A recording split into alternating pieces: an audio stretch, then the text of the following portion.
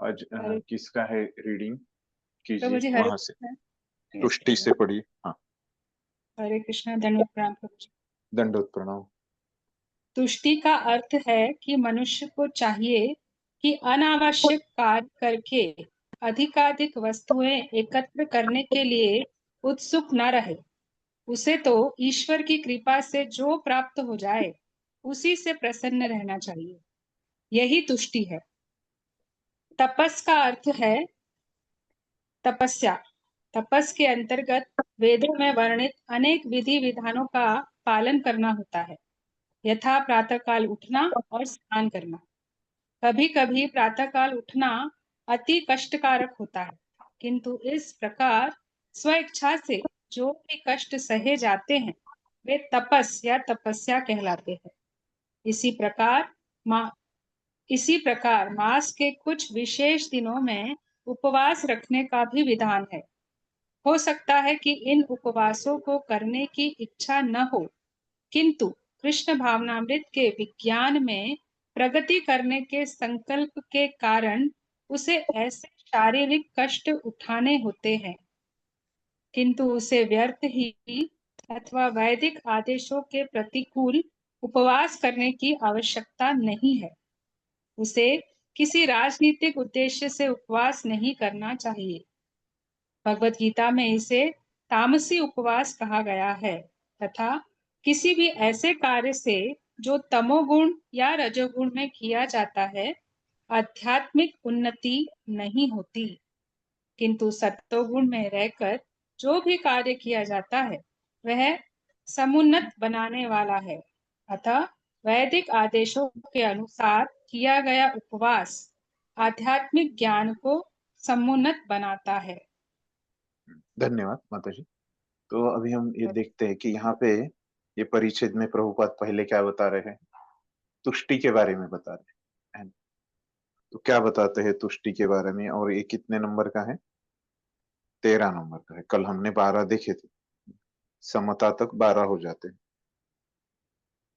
तो ये तुष्टि के बारे में बता रहे हैं प्रभुपाद कि तुष्टि मतलब क्या है कि संतुष्टि, है ना, जिसको हम संतुष्टि भी बोल सकते हैं।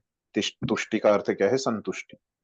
तो संतुष्ट रहना मतलब क्या होता है कि जितना अनावश्यक कार्य है ना करके अधिकाधिक वस्तुएं एकत्र करने के लिए उत्सुक नहीं रहे, है ना।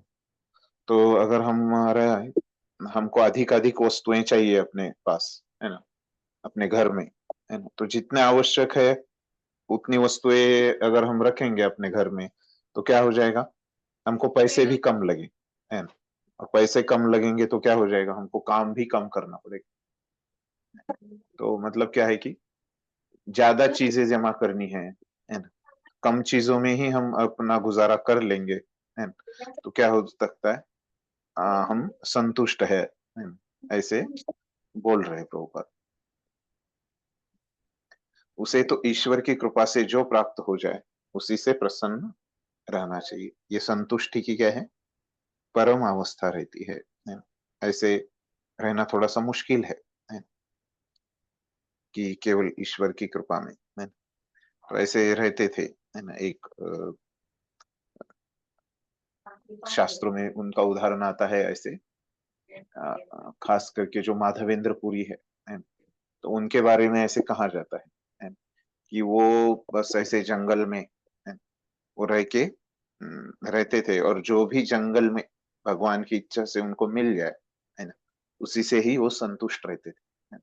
इसी को जब वो माधवेंद्र पुरी का वहां पे वर्णन कर रहे हैं चैतन्य चरितामृत में, तो कहा जाता है कि उनकी ये इनका जो ये स्वभाव था माधवेंद्र पुरी का, है ना, तो क्या था वो, उसके लिए नाम दिया गया है अयाचक वृत्ति, है ना।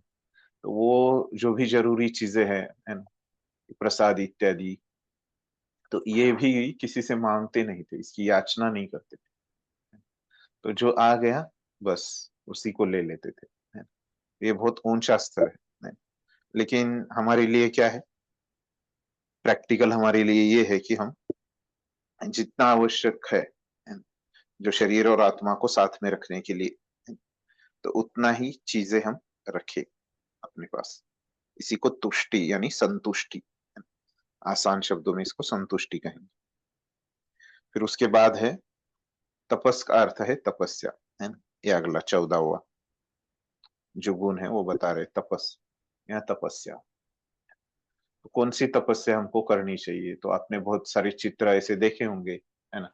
तो वो अपनी जिह्वा को ऐसे सामने लेके आते हैं और उसमें क्या करते हैं, तीर डालते हैं, बाण डालते हैं, है ना। या ऐसे अपने सब, अपने पूरे ऐसे एक वर्तुल बनाते हैं अपने अ, अपने साइड में ऐसे, और वो उसमें पूरा अग्नि लगा देते हैं, है ना। और पूरा दोपहर के 12 बजे, है ना, धूप के समय, है, ग्रीष्म ऋतु में, है ना, ऐसे उसके अंदर बैठ के वैसे तपस्या करते हैं। उस तरह की हमको नहीं करनी है तपस्या, है।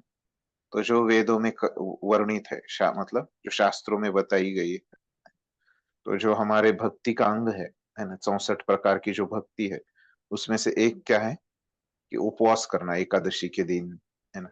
आचार्यों के आविर्भाव के दिन, उनके तिरोभाव के दिन, हमारे जो आचार्य, है ना, और भगवान के आविर्भाव के दिन, है ना, भगवान के तिरोभाव के दिन, है, भगवान के अवतारों के, ऐसे अगर हम ये करते हैं, उपवास करते हैं, तो इसको क्या कहा गया है, भक्ति का ही एक अंग कहा गया है। ऐसे उपवास करने से भक्ति हो जाती है। तो इस तरह की तपस्या हमको करनी चाहिए, है। तो ये आगे बताते हैं। उससे पहले एक बताई है प्रभुपाद ने, जो सुबह उठना, है ना, और बाकी काम करने से पहले, है ना, तो हमारा अ, मंगल आरती जो, है ना, ये सब जो हम बोलते हैं मॉर्निंग प्रोग्राम, है ना, ये करके, है ना, फिर बाकी दिन के काम चालू करना, है ना। तो इस तरह की हमको तपस्या करनी चाहिए अगर हमको इच्छा है कुछ तपस्या करने की, है ना। ऐसे पहले बताते हैं मॉर्निंग प्रोग्राम वाली तपस्या, फिर बाद में दूसरी बता रहे कि उपवास वाली तपस्या हमको करनी चाहिए। फिर उसके बाद में बता रहे कि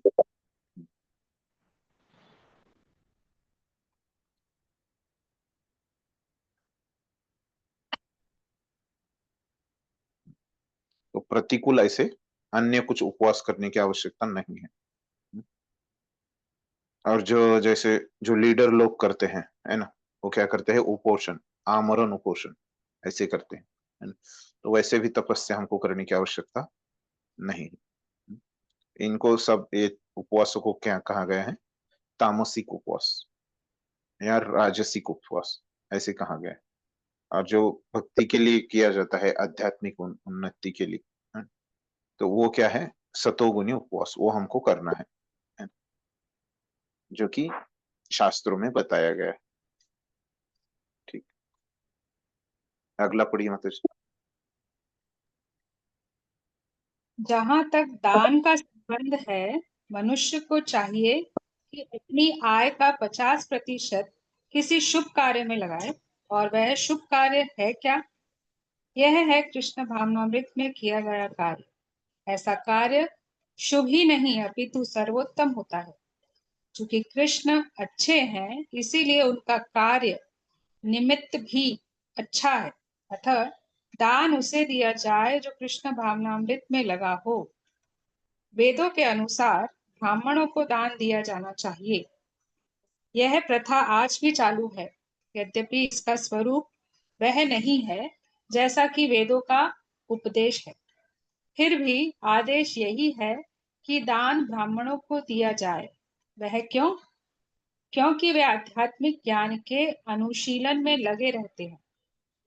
ब्राह्मण से यह आशा की जाती है कि वह सारा जीवन ब्रह्म जिज्ञासा में लगा दे। ब्रह्म ब्रह्म जाना ब्रह्म जानाति ब्राह्मणः। जो ब्रह्म को जाने वही ब्राह्मण है। इसीलिए दान ब्राह्मणों को दिया जाता है, क्योंकि वे सदैव आध्यात्मिक कार्य में रत रहते हैं और उन्हें जीविका जीविकोपार्जन के लिए समय नहीं मिल पाता। वैदिक साहित्य में सन्यासियों को भी दान दिए जाने का आदेश है। सन्यासी द्वार द्वार जाकर भिक्षा मांगते हैं। वे धन अर्जन के लिए नहीं अपितु प्रचारार्थ ऐसा करते हैं। वे द्वार द्वार जाकर गृहस्थों को अज्ञान की निद्रा से जगाते हैं। क्योंकि गृहस्थ गृह कार्यों में व्यस्त रहने के कारण अपने जीवन के वास्तविक उद्देश्य को, कृष्ण भावनामृत जगाने को भूले रहते हैं। अतः यह सन्यासियों का कर्तव्य है कि वे भिखारी बनकर गृहस्थों के पास जाएं और कृष्ण भावना भावित होने के लिए उन्हें प्रेरित करें। वेदों का कथन है कि मनुष्य जागे और मानव जीवन में जो प्राप्त करना है उसे प्राप्त करे। सन्यासियों द्वारा यह ज्ञान तथा विधि वितरित की जाती है। अतः सन्यासियों को ब्राह्मणों को तथा इसी प्रकार के उत्तम कार्यों के लिए दान देना चाहिए, किसी सनक के कारण नहीं। धन्यवाद। तो यहाँ पे देखिए, अभी इसमें पूरे परिच्छेद में एक ही विषय बताया प्रभुपाद ने, है ना, जो अपना 15वें नंबर का था। तो क्या है वो विषय? कि दान के संबंधी वो गुण क्या है कि दान देना दूसरों को।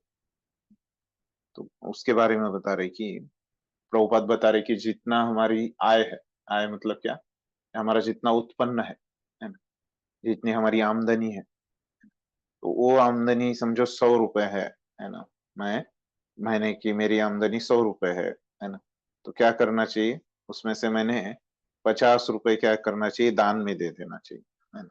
इस तरह से प्रभुपाद बता रहे हैं। तो ये बहुत ऊंचा स्तर है ना। और बहुत सारे लोग प्रभुपाद ने बोला इसके लिए उसको वैसे के वैसा अपने जीवन में उतारते भी हैं। तो फिर ये तो बताया प्रभुपाद ने कि कितना दान देना चाहिए उसके बारे में। तो लेकिन उसके बाद भी प्रभुपाद बोल रहे कि ये जो दान फिर किसको देना चाहिए, वो प्रश्न को उत्तर दे रहे हैं।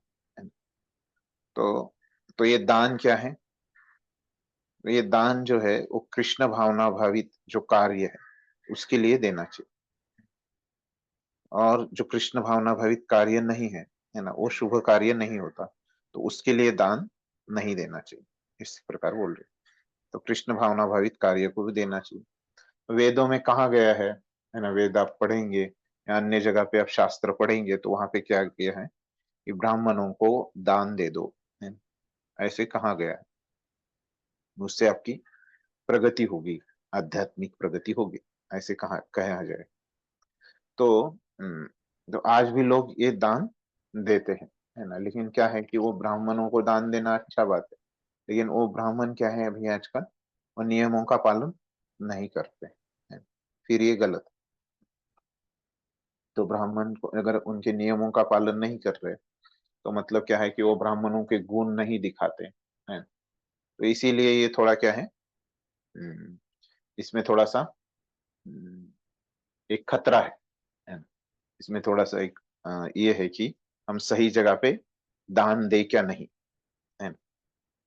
तो ये ऐसे खतरा अभी के जमाने में उत्पन्न हुआ है, क्योंकि क्या करते हैं ब्राह्मण लोग, जो नियमों का पालन है तो उनका एक दर्जा रहता है ना।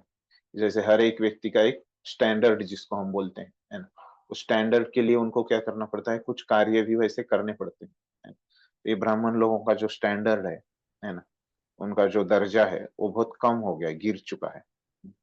तो इसीलिए इनको दान देने में भी खतरा है ना? सोच समझ के अगर हम देखते हैं कि वो जो ब्राह्मण नियमों का पालन करते हैं, तो ऐसे ब्राह्मणों को दे सकते हैं। लेकिन उससे भी अच्छा क्या है कि जो कृष्ण भावना भावित कार्य के लिए देना है, ये अच्छा कार्य है।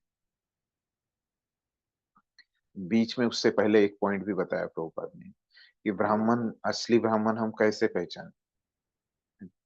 तो वो क्या करता है, ब्रह्म जानाति इति ब्रह्म, है ना? तो ब्रह्म में वो जानता है।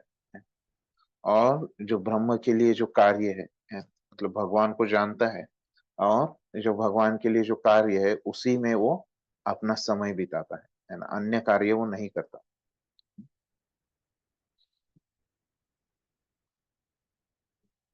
वैदिक साहित्य फिर और एक बताया वेदों में, जैसे ब्राह्मणों को जैसे दान दे सकते हैं, वैसे सन्यासियों को भी दे सकते हैं, ऐसे बोला है ना। सन्यासियों को क्यों देने को बोला है? तो ब्राह्मण तो क्या करते हैं, पूजा इत्यादि ब्रह्म की विधियां करते हैं, तो वैसे ये सन्यासी लोग जो कार्य करते हैं वो क्या करते हैं, जो गृहस्थ है, घर में रहते हैं, है ना? तो वो क्या करते हैं, अपने दैनंदिन जीवन में व्यस्त रहने के कारण क्या होता है, उनमें ध्यान में नहीं रहता कि हमको कृष्ण भावनाभावी बनना है। है ना? तो उनको घर में जाके बताते हैं कि आप जानिए जीवन का उद्देश्य क्या है ना? और वो कृष्ण भावनामृत में जीवन जीना ये उद्देश्य है ना? तो वो कीजिए। ऐसे ही सन्यासी लोग घर घर जाके बताते हैं, और इसलिए उन्होंने ऐसे उनके घर घर जाके बताने के लिए, तब अगर वो कार्य कर रहे हैं, तभी उन्होंने दान देना चाहिए, लेना चाहिए, सॉरी। सन्यासी तो लेंगे, अगर वो नहीं कर रहे तो उन्होंने नहीं लेना चाहिए।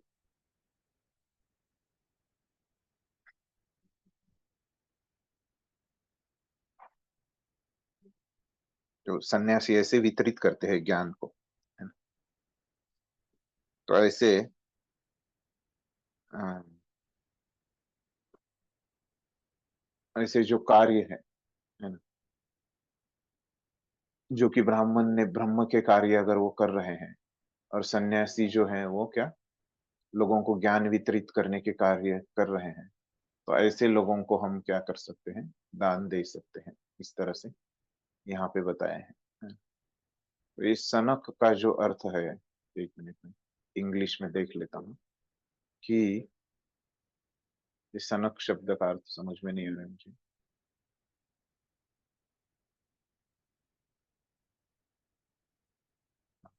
तो सनक मतलब क्या है, उसका अर्थ या अपने मन से, है ना? तो ऐसे हम ये सन्यासियों को, ब्राह्मणों को, और हम्म, जो कृष्ण भावनामृत कार्य है ना, तीन जगह पे हम दे सकते हैं अपना दान, है ना? तो सनक मतलब क्या, अपने मन से, अपने मन से हम अन्य किसी भी जगह पे दान नहीं दे सकते, है ना? जो भी शास्त्रों में बताया गया है, वहीं पे हम दान दे सकते हैं। ठीक है?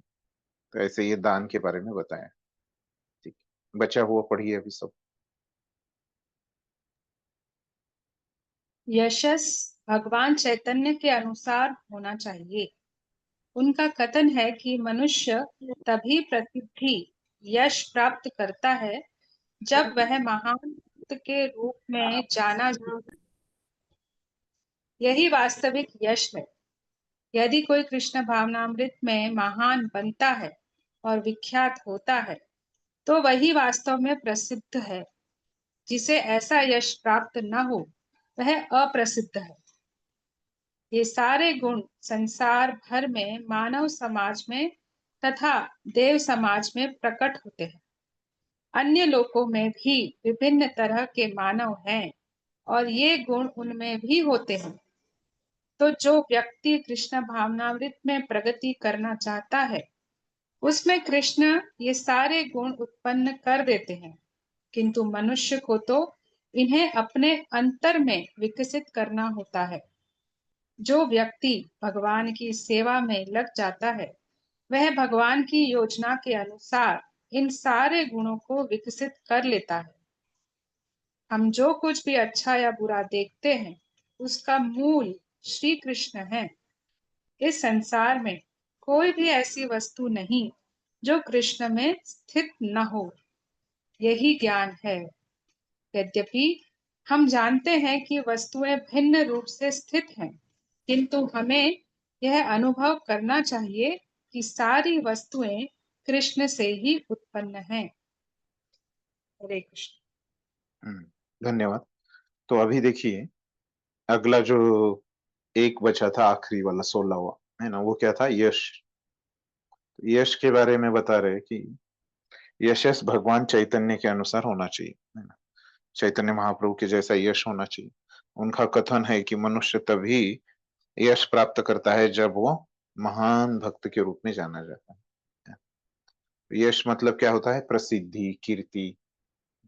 लोगों की ऐसे कीर्ति रहती है? वो प्रसिद्धि रहती है उनकी, कि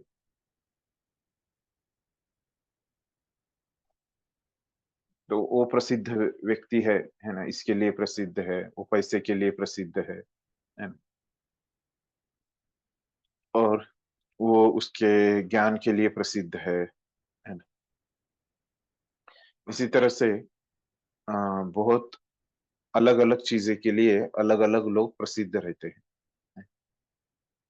तो बोल रहे कि किसके लिए हमको प्रसिद्ध होना चाहिए, कि ये कृष्ण का भक्त है। इसके लिए हमको प्रसिद्ध होना चाहिए। तो ये असली प्रसिद्धि।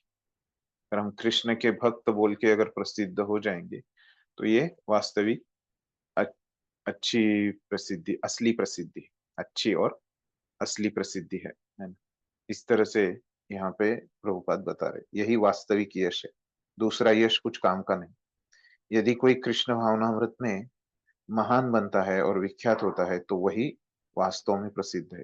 तो ऐसा यश प्राप्त न हो वह अप्रसिद्ध है। इस प्रकार से अगर किसी को यश प्राप्त नहीं है तो वो क्या है, अप्रसिद्ध ही है। तो असली प्रसिद्धि जो है वो क्या है कि कृष्ण भावनामृत में हाँ, प्रसिद्ध होना।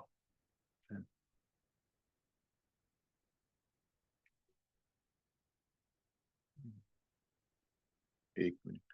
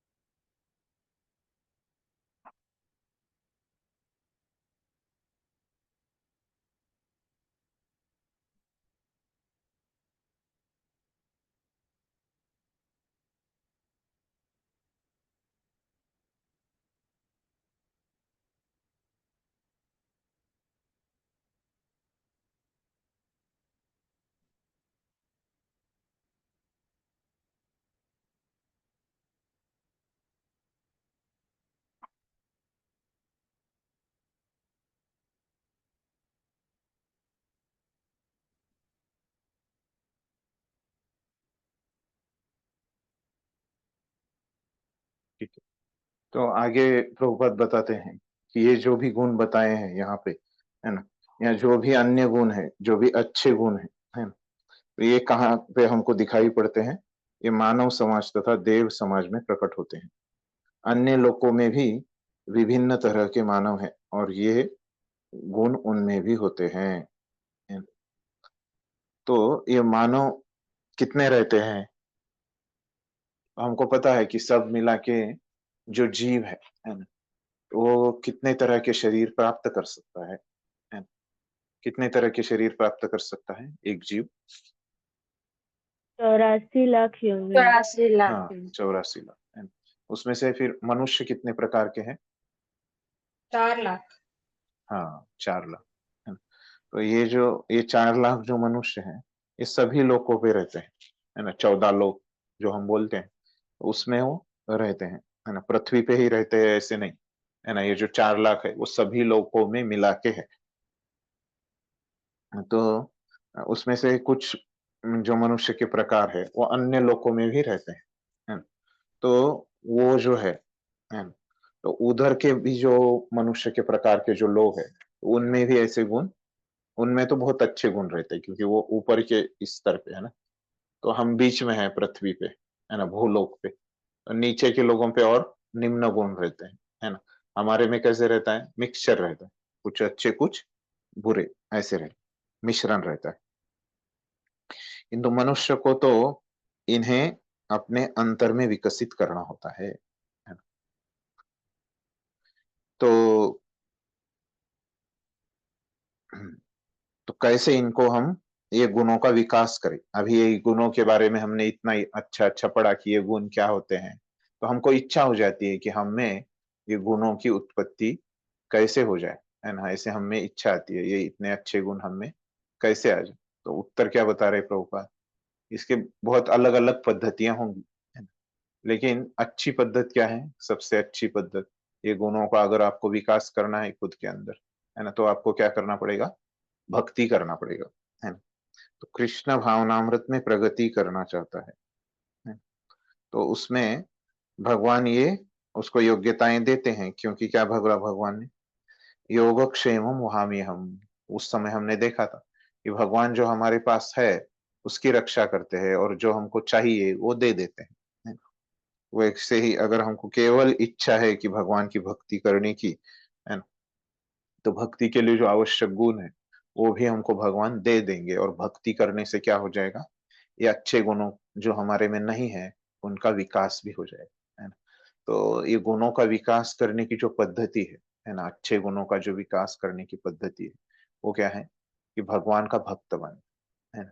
तो भगवान का भक्त बनने से ये सब कुछ जो अच्छे गुण है ना, भागवतम में जो श्लोक है ना, कि वो कहता है, उसका आप भाषांतर देखोगे तो क्या कहता है वो, कि भगवान की भक्ति करने से, आप लोगों ने सुना होगा, बहुत बार सुना है किसी ने ये श्लोक, भगवान की भक्ति करने से कैसे गुण उत्पन्न होते हैं?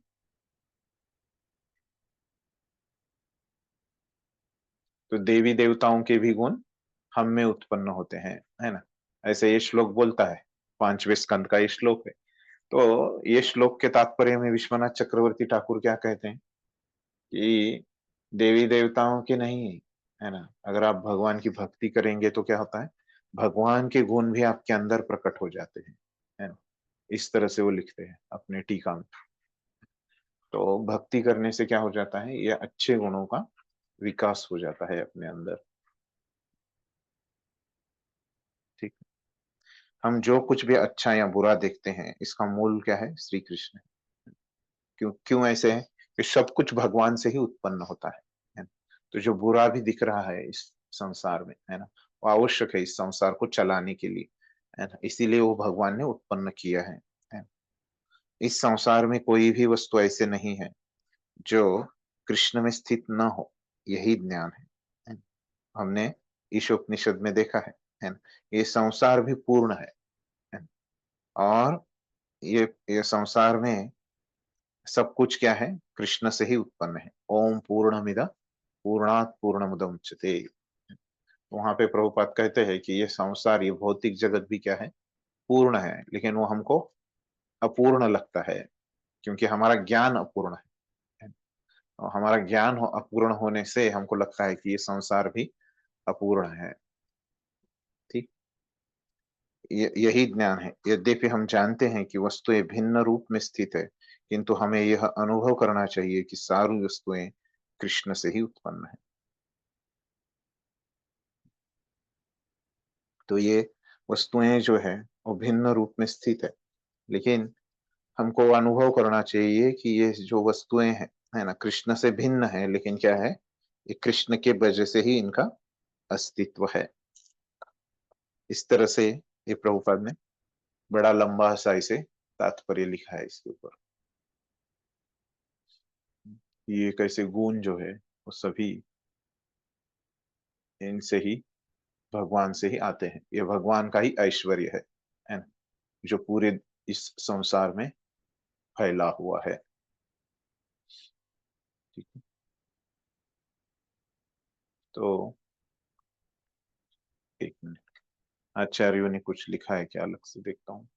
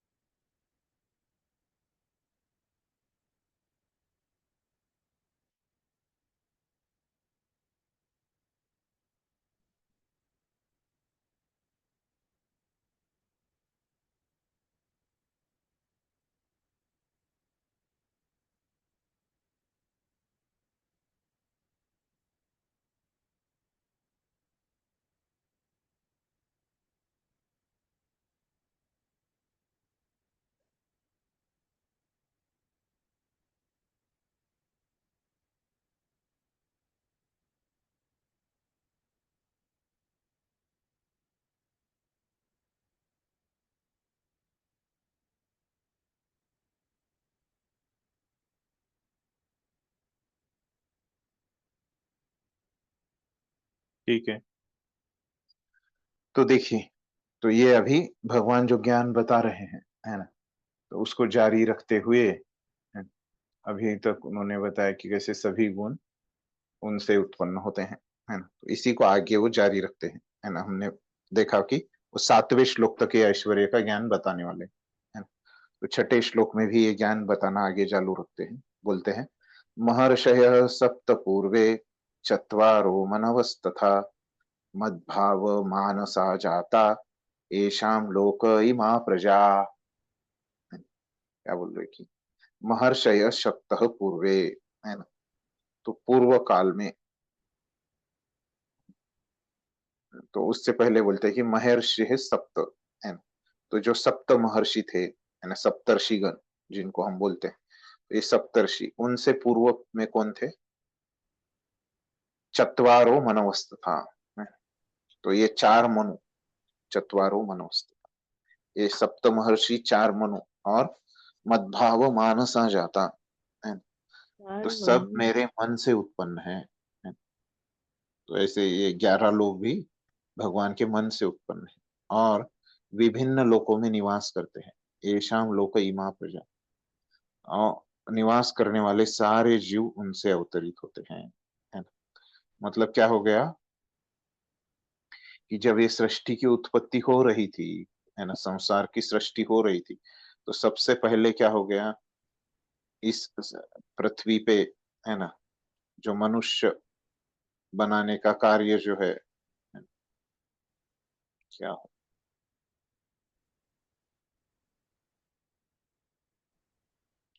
ऐसे मनुष्य अगर बनता है ना, इस पृथ्वी पे,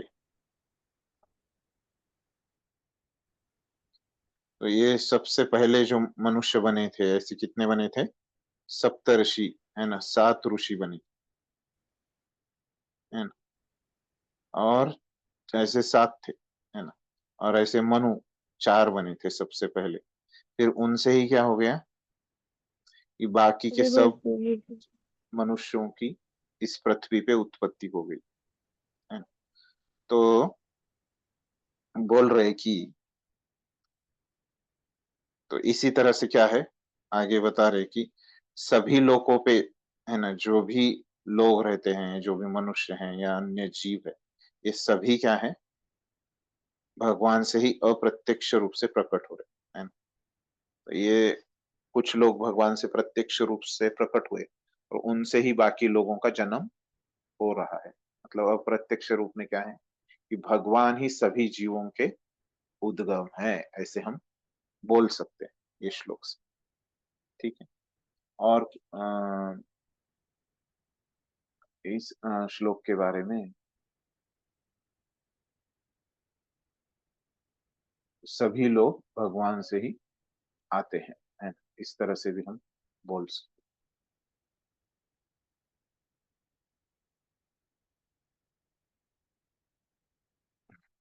ठीक है, समझ गया अर्थ सबको ये छठे श्लोक का। तो तात्पर्य देखते हैं, पढ़िए ये तात्पर्य। भगवान यहाँ पर ब्रह्मांड की प्रजा का आनुवांशिक वर्णन कर रहे हैं। ब्रह्मा परमेश्वर की शक्ति से उत्पन्न आदि जीव हैं, जिन्हें हिरण्यगर्भ कहा जाता है। ब्रह्मा से 7 महर्षि तथा इनसे भी पूर्व 4 महर्षि सनक, सनंदन, सनातन तथा सनत कुमार एवं सारे मनु प्रकट हुए। ये 25 महान ऋषि ब्रह्मांड के समस्त जीवों के धर्म पथ प्रदर्शक कहलाते हैं। असंख्य ब्रह्मांड है और प्रत्येक ब्रह्मांड में असंख्य लोक हैं और प्रत्येक लोक में नाना योनियां निवास करती हैं। ये सब इन्हीं 2500 प्रजापतियों से उत्पन्न है। कृष्ण की कृपा से 1000 दिव्य वर्षों तक तपस्या करने के बाद ब्रह्मा को सृष्टि करने का ज्ञान प्राप्त हुआ। तब ब्रह्मा से सनक, सनंदन, सनातन तथा सनत कुमार उत्पन्न हुए। उनके बाद रुद्र तथा सप्त ऋषि और इस प्रकार फिर भगवान की शक्ति से सभी ब्राह्मणों तथा क्षत्रियों का जन्म हुआ। ब्रह्मा को पितामह कहा जाता है और कृष्ण को प्रपितामह, पितामह का पिता। इसका उल्लेख भगवत गीता के 11वें अध्याय के 39 श्लोक में किया गया है। हरे कृष्ण। धन्यवाद। तो अभी यहाँ पे जो श्लोक में बताया है ना कि 7 ऋषि थे और 4 मनु थे, है ना।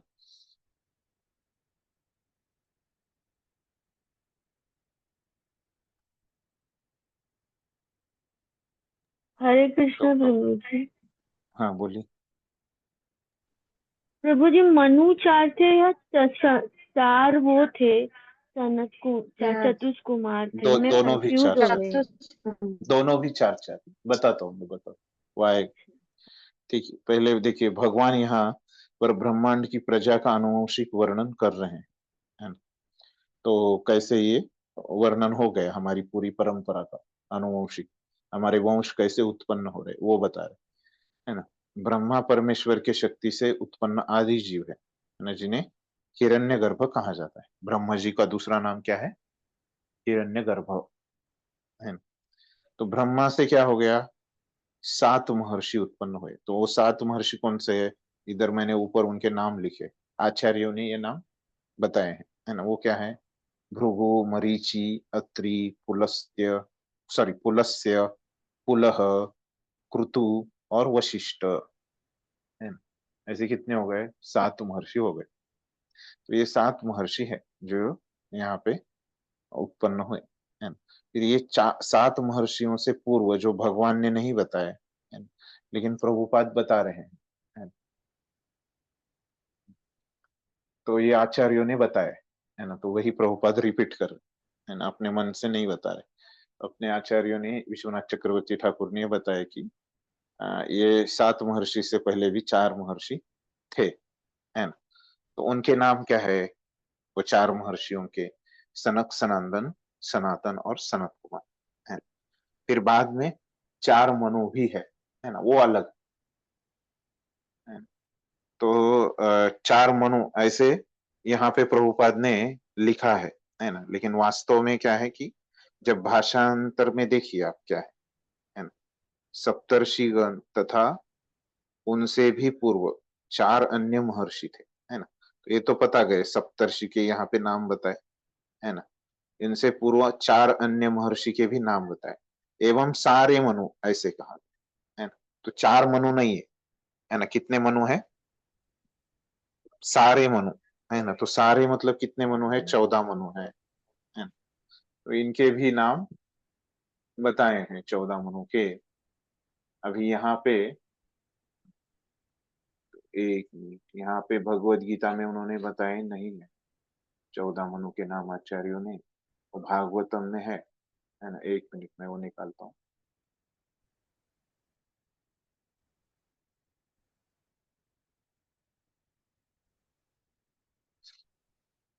हम्म,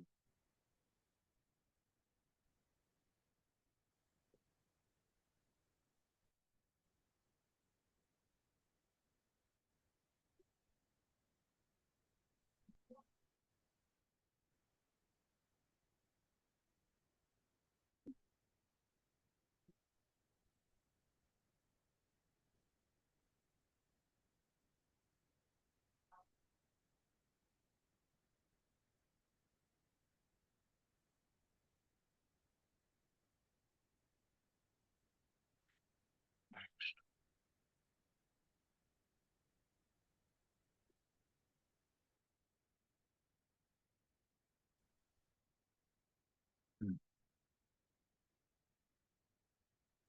तो ये जो 14 मनु के नाम है यहाँ पे लिखता हूं मैं। तो पहले है स्वयंभू, स्वयंभू, सॉरी क्या होता है इसको पता नहीं।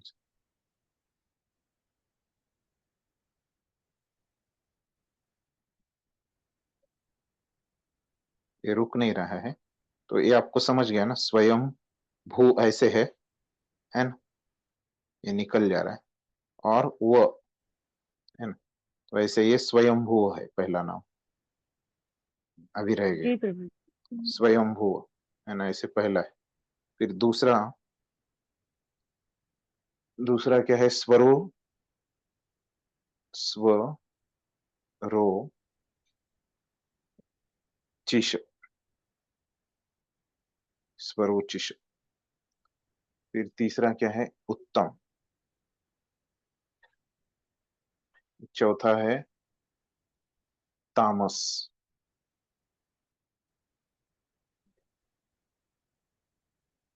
पांचवा है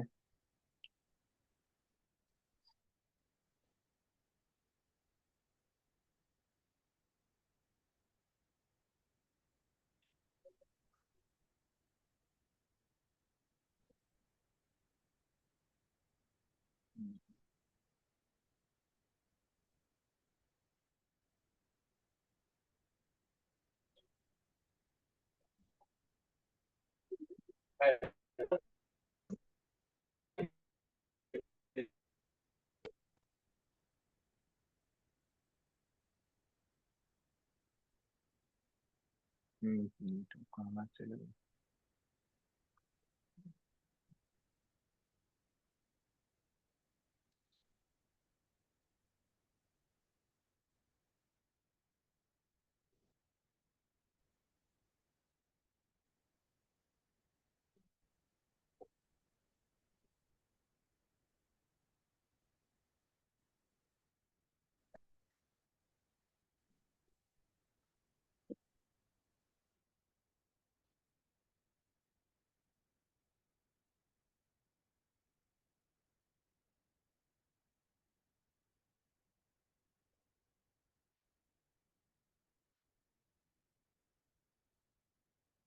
हम्म, तो पांचवा जो है वो क्या है, रैवत।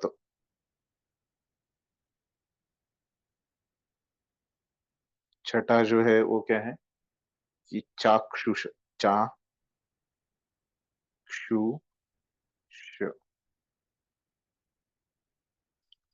सातवां जो है,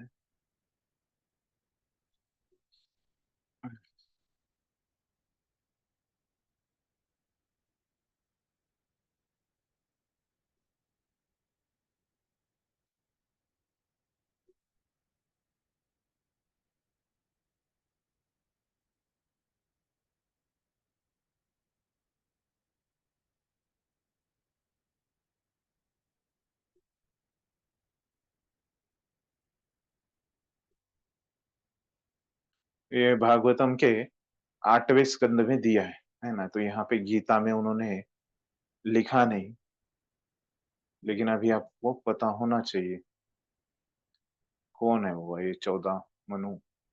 ये हमने 8वें अध्याय में भी देखा कि ब्रह्मा, इनका कालावधि कितना होता है 14 मनुओं का,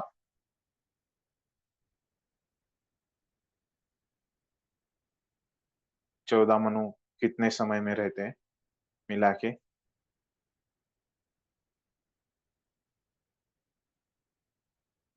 हमने देखा था उधर।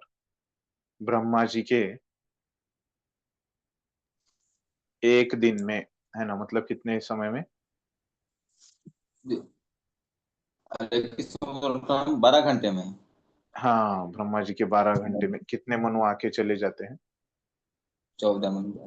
हाँ, ये पूरे ब्रह्मा जी के 12 घंटे में, मतलब ये पूरे 14 मनु का आयु समाप्त हो जाता है ना। तो एक मनु के पास कितने घंटे बचे ब्रह्मा जी के, मिल गए।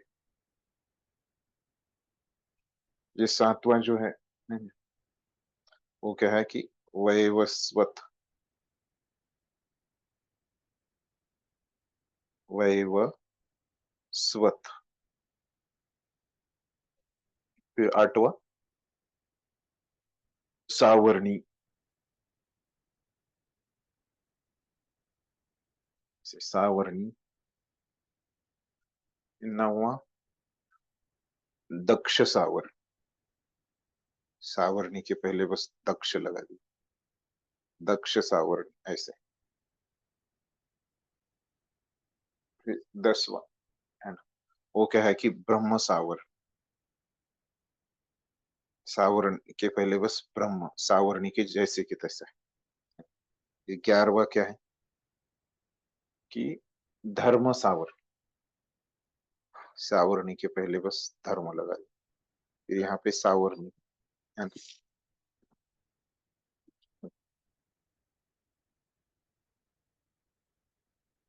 ये हो गए 11। फिर 12वां क्या है, रुद्र, रुद्र सावरणी है ना, सावरणी के पहले बस रुद्र लगा दी। 13वां क्या है फिर, इंद्र, सावरणी के पहले बस इंद्र लगा दिया ऐसे, सावरणी जैसे कि तैसे ही। फिर आप, सॉरी सॉरी एक गलती हो गई, ये इंद्र सावरणी जो है वो क्या है, 14वां है। देव सवर्ण। हाँ देव सावर, आपने निकाला किताब। यस, वो 13वां कहीं जो से है, लिखा था उसमें निकलना। हाँ हाँ, लिखा हुआ था प्रभु जी एक नोट्स में वो, मतलब 14 मनु का नाम तो वहीं से देखा कि 13 में देव सवर्णी है और 14 में इंद्र सवर्णी है। ऐसे, ठीक है, क्लियर। तो आगे क्या बोल रहे हैं कि तो ऐसे सारे मनु प्रकट हुए, ये 25 महान ऋषि ब्रह्मांड के समस्त जीवों के धर्म पथ प्रदर्शक कहलाते। ये 25 लोग कौन से, कैसे 25 हो गए, 7, 4 और 14 है ना? मिला के कितने होते हैं, 25। तो ये 25 महान ऋषि ब्रह्मांड के समस्त जीवों के धर्म पथ प्रदर्शक कहलाते हैं। असंख्य ब्रह्मांड है और प्रत्येक ब्रह्मांड में असंख्य लोक है और प्रत्येक लोक में नाना योनियां निवास करती है ना? असंख्य ब्रह्मांड भी असंख्य है और इसमें भी असंख्य लोक है ना? उसमें भी नाना योनियां, मतलब कितनी 84 लक्ष योनियां है। ये सब उन्हीं 25 प्रजापतियों से उत्पन्न है। तो ये सब कुछ जो जीव है, तो इनसे ही उत्पन्न है। किनसे, ये 25 लोगों से। तो कृष्ण की कृपा से 1000 दिव्य वर्षों तक तपस्या करने के बाद ब्रह्मा को सृष्टि का ज्ञान प्राप्त हुआ। तो ब्रह्मा जी भी तपस्या करते हैं। तो जो सृष्टि करते हैं है ना, उससे पहले तपस्या करते हैं, और वो भी तपस्या कर पा रहे हैं और सृष्टि कर पा रहे हैं। वो किसकी वजह से कर पा रहे हैं, भगवान की कृपा की वजह से ही इस प्रकार से वो सृष्टि कर पा रहे हैं।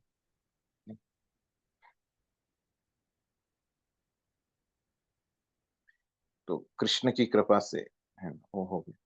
तब ब्रह्मा से सनक सनातन सनंदन सनत कुमार उत्पन्न हुए सबसे पहले है ना। उसके बाद क्या हो गए, रुद्र है ना, और फिर सप्तर्षि ये पैदा हो। प्रकार भगवान की शक्तियों से ब्राह्मणों तथा क्षत्रियों का जन्म हुआ। ब्रह्मा को पितामह कहा जाता है और कृष्ण को प्रपितामह। तो ब्रह्मा हमारे पिता की तरह कहा जाते हैं सभी जीवों के, और कृष्ण पिता के पिता है ना? मतलब क्या, दादाजी, प्रपितामह ऐसे कहा जाता है। तो ये हम गीता के अभी अगले अध्याय में देखेंगे, ठीक है। तो ये ज्ञान अभी यहाँ पे बताया भगवान ने कि सब जो जीव है ना, संक्षिप्त क्या है ये 6ठे श्लोक का, सब जीव जो है वो भगवान से ही उत्पन्न होते हैं, ठीक है। उसमें से जो प्रमुख है ये 25 लोग जो है वो क्या है, वहां पे लीडर लोग हैं, नेता है ना, फिर उनसे बाकी के उत्पन्न होते हैं, ठीक। अभी ये ज्ञान, ऐश्वर्य ज्ञान में अभी ये अंतिम श्लोक भगवान बता रहे हैं, है ना, वो क्या है, एतां विभूति योगम च मम यो वेति तत्वतः यो स यो विकल्पेन, सॉरी सो विकल्पेन योगेन युज्यते नात्र संशयः। जो मेरे इस ऐश्वर्य तथा योग से पूर्णतया आश्वस्त है। तो ये जो भगवान ने उनका ऐश्वर्य बताया और ये योग बताया, ये जो पूरी तरह ये जिसको समझा है न? और पूरी तरह से जिसको इस पे ऊपर श्रद्धा है, ऐसा आश्वस्त जो व्यक्ति है, वो व्यक्ति क्या होता है, मेरी अनन्य भक्ति में तत्पर होता है ना? तो ये जो समझता है ना? तो वो क्या होता है, भगवान की भक्ति करने में वो क्या होता है, तत्पर होता है, मतलब तुरंत भगवान की भक्ति करता है वो, और बहुत अच्छे से करता है ना? तत्पर मतलब।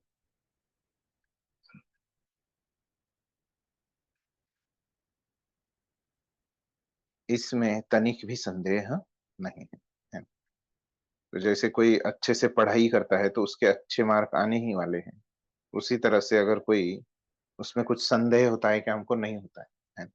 उसी प्रकार से अगर कोई भगवान का ये ऐश्वर्य और योग कोई जानता है, आश्वस्त रहता है इससे कोई, तो वो भक्ति करता है। तो पहले भी मैंने कहा था, ये ऐश्वर्य को जो ज्ञान है वो क्या करने वाला है, हमको भक्ति में मदद करने वाला है ना? मैंने उदाहरण भी दिया था कि कैसे दोस्त का, अपने दोस्त के ऐश्वर्य के बारे में हम जानते हैं तो क्या हो जाएगा, भले ही वो हमको 25 साल बाद मिला है, 20 साल बाद मिला है, लेकिन हम उससे अपना नाता बनाना चाहते हैं, संबंध बनाना चाहते हैं, क्योंकि वो दोस्त की महानता के बारे में, ऐश्वर्यों के बारे में हमने सुना है ना? तो उसी प्रकार से जब भगवान के ऐश्वर्य के बारे में हम सुनेंगे, तो क्या होता है, हमारी भी इच्छा होती है उनसे नाता बनाने की, उनसे संबंध बनाने की।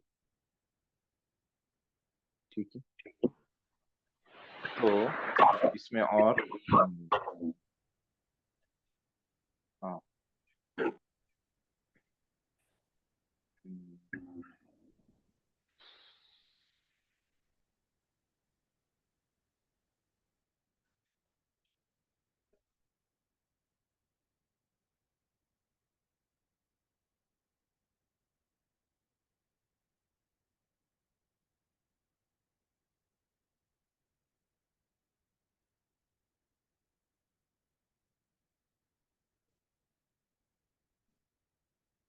ठीक है, और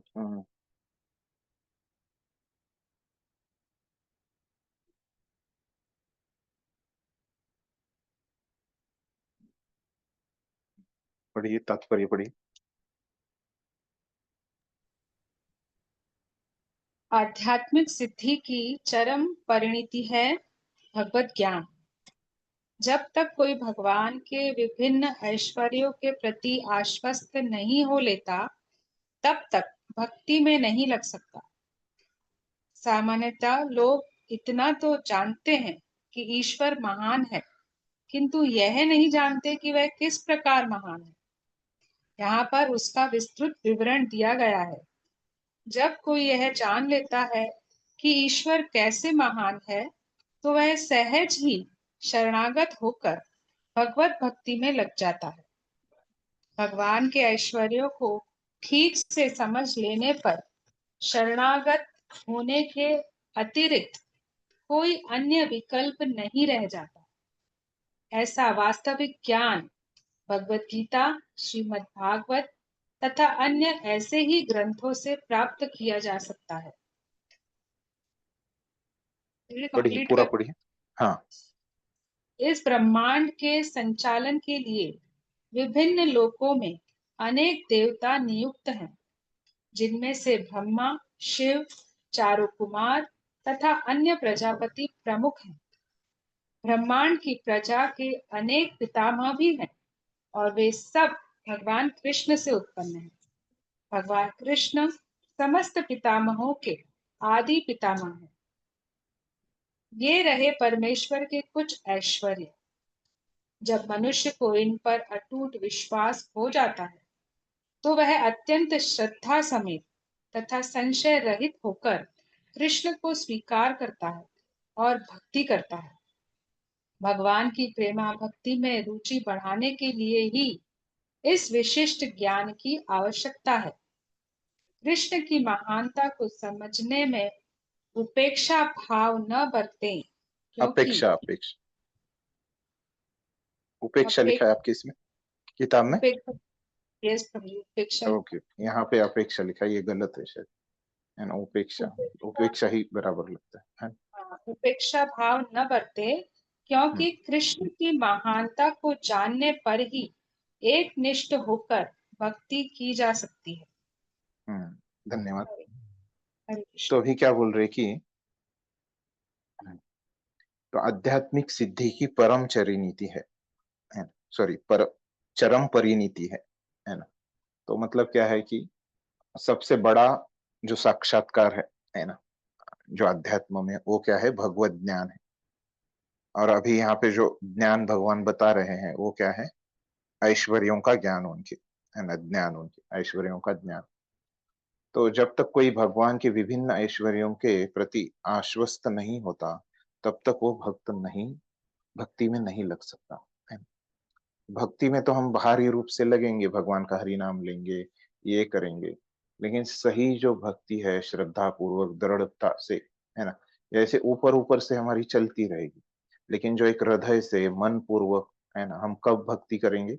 जब भगवान के बारे में हम श्रवण करेंगे और उनके बारे में जानेंगे, है ना, कि भगवान महान है बोल के तो हम सेवा करेंगे, है ना, लेकिन उस सेवा में उतना शक्ति नहीं रहेगा, है। तो वो भी अच्छा है सेवा करना, है। तो लेकिन उससे भी और अच्छा क्या है कि भगवान के बारे में अगर हम सुन के, उनके बारे में समझ के, है ना, भगवान कैसे महान है, वही बात यहाँ पे करता है। सामान्यतः तो लोग जानते हैं कि भगवान महान है, हम लहान है, ऐसे बोलते हैं, है ना, और हमको महान की सेवा करनी है। इन हम नहीं जानते कि भगवान कैसे महान है। तो यही वर्णन अभी हमने देखा कि कैसे महान है। दूसरे श्लोक में उन्होंने बताया कि कैसे वो महान है, कि बड़े-बड़े लोग भी मुझे नहीं जानते हैं, मैं इतना बड़ा हूँ, है, ऐसे बताया। तीसरे लोक में बताया कि मैं अजन्मा हूँ, अनादि हूँ, सर्वलोक महेश्वर हूँ। चौथे पांचवे में बताया कि उन्होंने सभी जो अच्छे बुरे जो गुण है इस दुनिया में दिखते हैं, है ना, जीवों में दिखते हैं, वो मेरे से आ रहे हैं। उसमें प्रमुख 16 गुण उन्होंने बताए। फिर उसके बाद छठे श्लोक में बताया कि जो सभी जीव है ना? वो मेरे से उत्पन्न हो रहे हैं, है ना? उसमें से प्रमुख सप्तर्षि है, उनसे पहले आए हुए 4 सप्तर्षि और है, और 11 मनु है। ये 25 लोगों से ही पूरा उम, उत्पत्ति हुई है ना? सभी योनियाँ, है ना? जो 84 लक्ष योनियाँ हैं, 25 लोगों से ही उत्पन्न हुई है। और ब्रह्मा जी अलग है ना? वो तो भगवान से डायरेक्ट उत्पन्न हुए। उनको क्या हिरण्यगर्भ ऐसे भी बोला है। तो ये सब जो होता है ना? तो भगवान बोल रहे हैं, है ना? तो ये सब भगवान का ही ऐश्वर्य है। तो हमने जाना कि इस तरह से भगवान महान है। तो ये जानना चाहिए। तो ये भगवान का ऐश्वर्य ज्ञान है। तो यहाँ पर इसका विस्तृत वर्णन दिया गया है ना? जब कोई यह जान लेता है कि ईश्वर कैसे महान है, तो वह सहज ही शरणागत होकर भगवत भक्ति में लग जाता है। तो अगर हम जानेंगे कि ईश्वर कैसे महान है ना? तो क्या हमारे पास कुछ रास्ता बचेगा नहीं, हम चुपचाप भक्ति में ही लगेंगे, है ना? और कुछ नहीं करेंगे। तो भगवान के ऐश्वर्यों को ठीक से समझ लेने पर शरणागत होने के अतिरिक्त अन्य कोई विकल्प ही नहीं बचता, ऑप्शन ही नहीं बचता आपके सामने, है ना? तो ऐसा वास्तविक ज्ञान भगवत गीता, श्रीमद् भागवत तथा अन्य ऐसे ग्रंथों से प्राप्त किया जा सकता है ना? तो ये हमको ज्ञान कहाँ से मिलेगा? ये जो हम ग्रंथ पढ़ रहे हैं, प्रभुपाद की जो किताबें हैं, इनसे हमको ऐसे ज्ञान प्राप्त हो गया है। इस ब्रह्मांड के संचालन के लिए विभिन्न लोकों में अनेक देवता नियुक्त हैं, जिनमें से ब्रह्मा, शिव, चारों कुमार तथा अन्य प्रजापति प्रमुख है ना? तो ये पिछले श्लोक का बता रहे हैं कि कैसे भगवान से सब कुछ उत्पन्न हुआ है। तो ब्रह्मांड की प्रजा के अनेक पितामह भी है ना? और वे सब भगवान कृष्ण से ही उत्पन्न है। भगवान कृष्ण समस्त पितामहों के आदि पितामह है। जैसे हर एक हमने पता है कि हर एक ब्रह्मांड में अलग-अलग ब्रह्मा होते हैं, है ना? उनके सर भी अलग-अलग होते हैं। हमने ये देखा ब्रह्म विमोहन लीला में, है। कैसे हाँ, हर एक ब्रह्मांड के अलग-अलग ही ब्रह्मा होते हैं और ऐसे असंख्य ब्रह्मा जी वहाँ पे थे। ये रहे परमेश्वर के कुछ ऐश्वर्य। तो ये कुछ ही ऐश्वर्य है ना? वो भगवान के ऐश्वर्य कितने हैं? अनंत है, वो हम गिन नहीं सकते। लेकिन यहाँ पे कुछ ऐश्वर्य मोटे-मोटे भगवान ने बताए हैं। जब मनुष्य को इन अटूट इन पर भगवान के ऐश्वर्यों पर विश्वास हो जाता है, तो वह अत्यंत श्रद्धा, संवेद तथा संशय रहित होकर कृष्ण को स्वीकार करता है और वो भक्ति करता है। तो ऐसे ऐश्वर्य वो समझेगा भगवान के, तो क्या करेगा, वो बाद में भक्ति में लगेगा। भगवान की प्रेमा भक्ति में रुचि बढ़ाने के लिए इस विशिष्ट ज्ञान की आवश्यकता है ना। तो भक्ति बढ़ाने के लिए, है ना, भक्ति में आने के लिए इसकी जरूरत नहीं। इन भक्ति अगर आपको बढ़ानी है या भक्ति में आपको स्थैर्य लेके आना है ना, तो ये आवश्यक है ज्ञान। तो कृष्ण की महानता को समझने में उपेक्षा भाव न वर्ते। मतलब उपेक्षा मतलब क्या, जो निग्लेक्ट करना है ना, वो भाव नहीं होना चाहिए। किसमें? कृष्ण की महानता समझने में, है ना। ये महानता समझने में हमने कुछ उपेक्षा नहीं करनी चाहिए, है ना। इसको नजरअंदाज नहीं करना चाहिए, है ना, निग्लेक्ट नहीं करना चाहिए। क्योंकि कृष्ण की महानता को जानने पर ही एकनिष्ठ होकर भक्ति की जा सकती है। क्योंकि ऐसे अगर हम जानेंगे तो क्या होता है, एकनिष्ठ होके दृढ़ता से, है ना, हम भक्ति कर सकते हैं और हमारे भक्ति में ऐसे बढ़ोतरी हो सकती है, ऐसे बता रहे। ठीक है।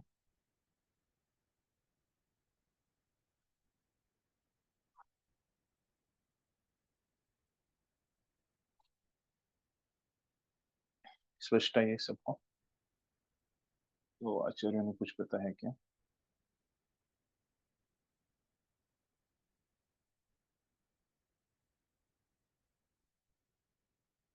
हम्म।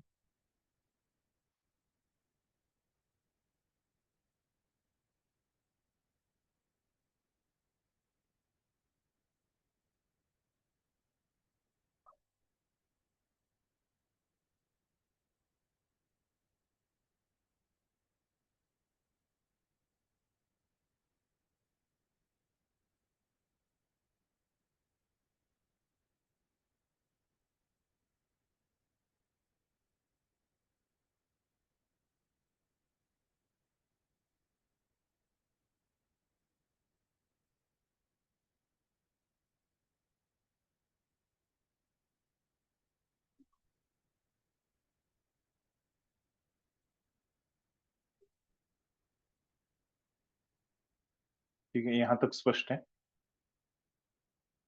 कुछ अलग नहीं बताया आचार्य ने। यहाँ तक किसी को कुछ समझा नहीं, ऐसे कोई है?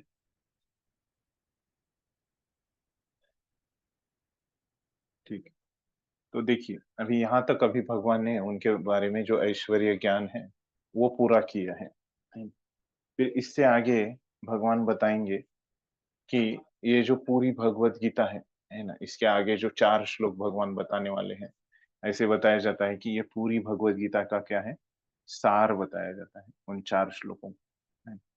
और इसलिए वो 4 श्लोकों को क्या बताया जाता है, अगले चतुश्लोकी भगवत गीता, है। इस तरह से भी इनको नाम दिया है हमारे वरिष्ठ भक्तों ने। क्योंकि पूरी भगवत गीता, ऐसे कहा जाता है कि भगवत गीता का जो उपदेश है, जो सार है, ये 4 श्लोकों में आया है। तो देखते हैं, हम एक एक करके देखेंगे कि कैसे इसमें सब कुछ है। पहला श्लोक है, ये 4 जो श्लोक है ना, पूरी भगवत गीता का सार। तो उसमें पहला श्लोक है, अहम सर्वस्य प्रभवो मत्तः सर्वं प्रवर्तते इति मत्वा भजन्ते माम बुधा भाव समन्विता। तो क्या बोल रहे हैं, इसका अर्थ क्या है? कि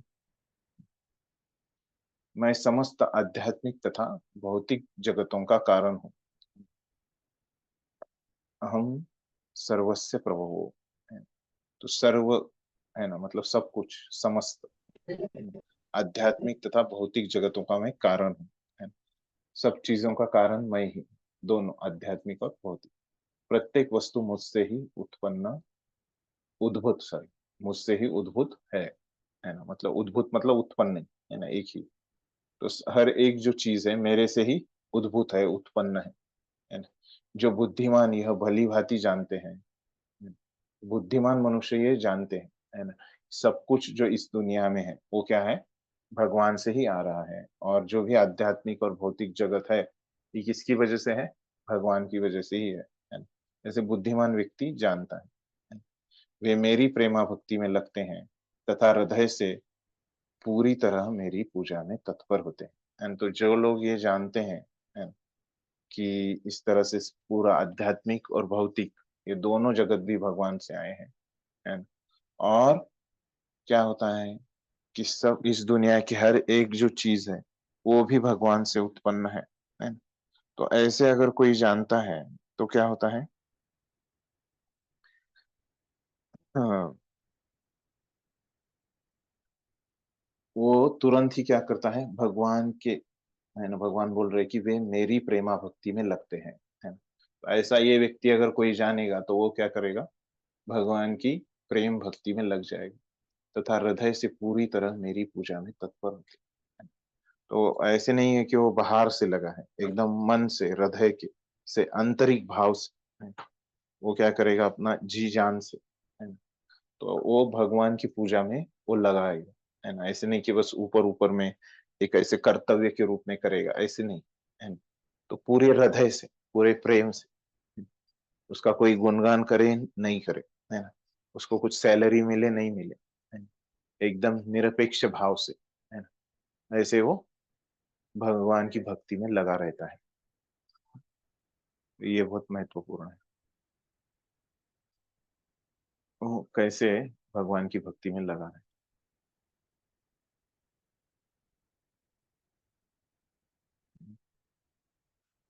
तो यहाँ पे हमको क्या दिखाई देता है? इस पहले ये जो चतुश्लोकी भगवत गीता है, इसमें ये क्या है? पहला श्लोक। तो यहाँ पे हमको क्या दिखाई दिया? कि भगवान का ऐश्वर्य दिखाई दिया, है ना? तो ये भगवान का जो ऐश्वर्य है ना, क्या है वो ऐश्वर्य? कि आध्यात्मिक और भौतिक ये दोनों जगत के कारण कौन है? भगवान ही। और प्रत्येक वस्तु भी उनसे उत्पन्न, उद्भूत हुई है ना? तो ये क्या है? भगवान का ऐश्वर्य है, ये हमने देखा था पहले 7 श्लोकों में, है। तो फिर ये भगवान का ऐश्वर्य अगर कोई जानता है तो क्या हो जाता है?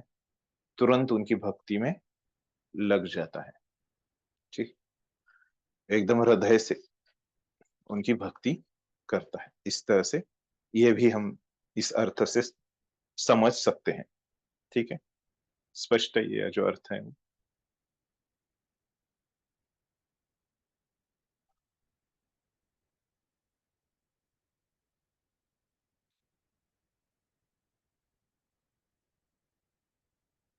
हम्म।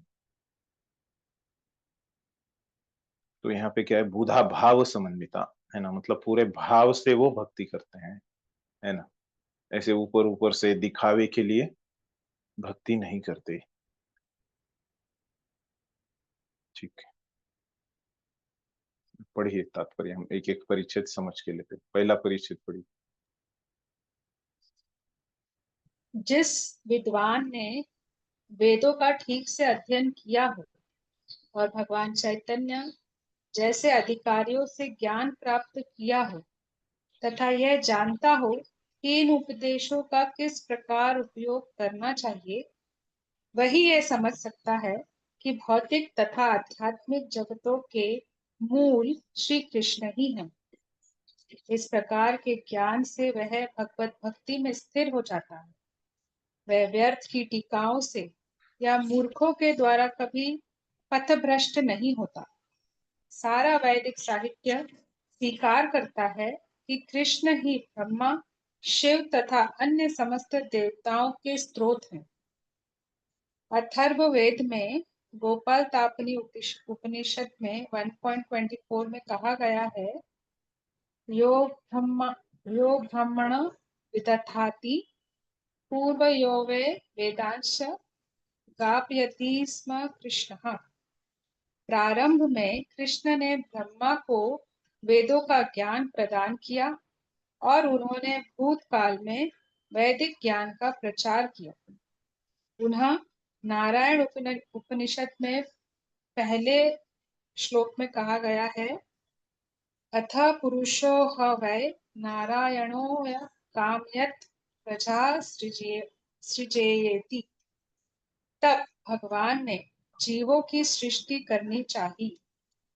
उपनिषद में आगे भी कहा गया है, नारायणाय ब्रह्मा जायते, नारायणा नारायणात् प्रजापतिः, प्रजायते नारायणात् इन्द्रो जायते, नारायणात् दृष्टो वसवो जायन्ते, नारायणादेकादश रुद्रा जायन्ते, नारायण द्वदशादित्याः। नारायण से ब्रह्मा उत्पन्न होते हैं, नारायण से प्रजापति उत्पन्न होते हैं, नारायण से इंद्र और 8 वसु उत्पन्न होते हैं, और नारायण से ही 11 रुद्र तथा 12 आदित्य उत्पन्न होते हैं। यह नारायण कृष्ण के ही अंश है। धन्यवाद।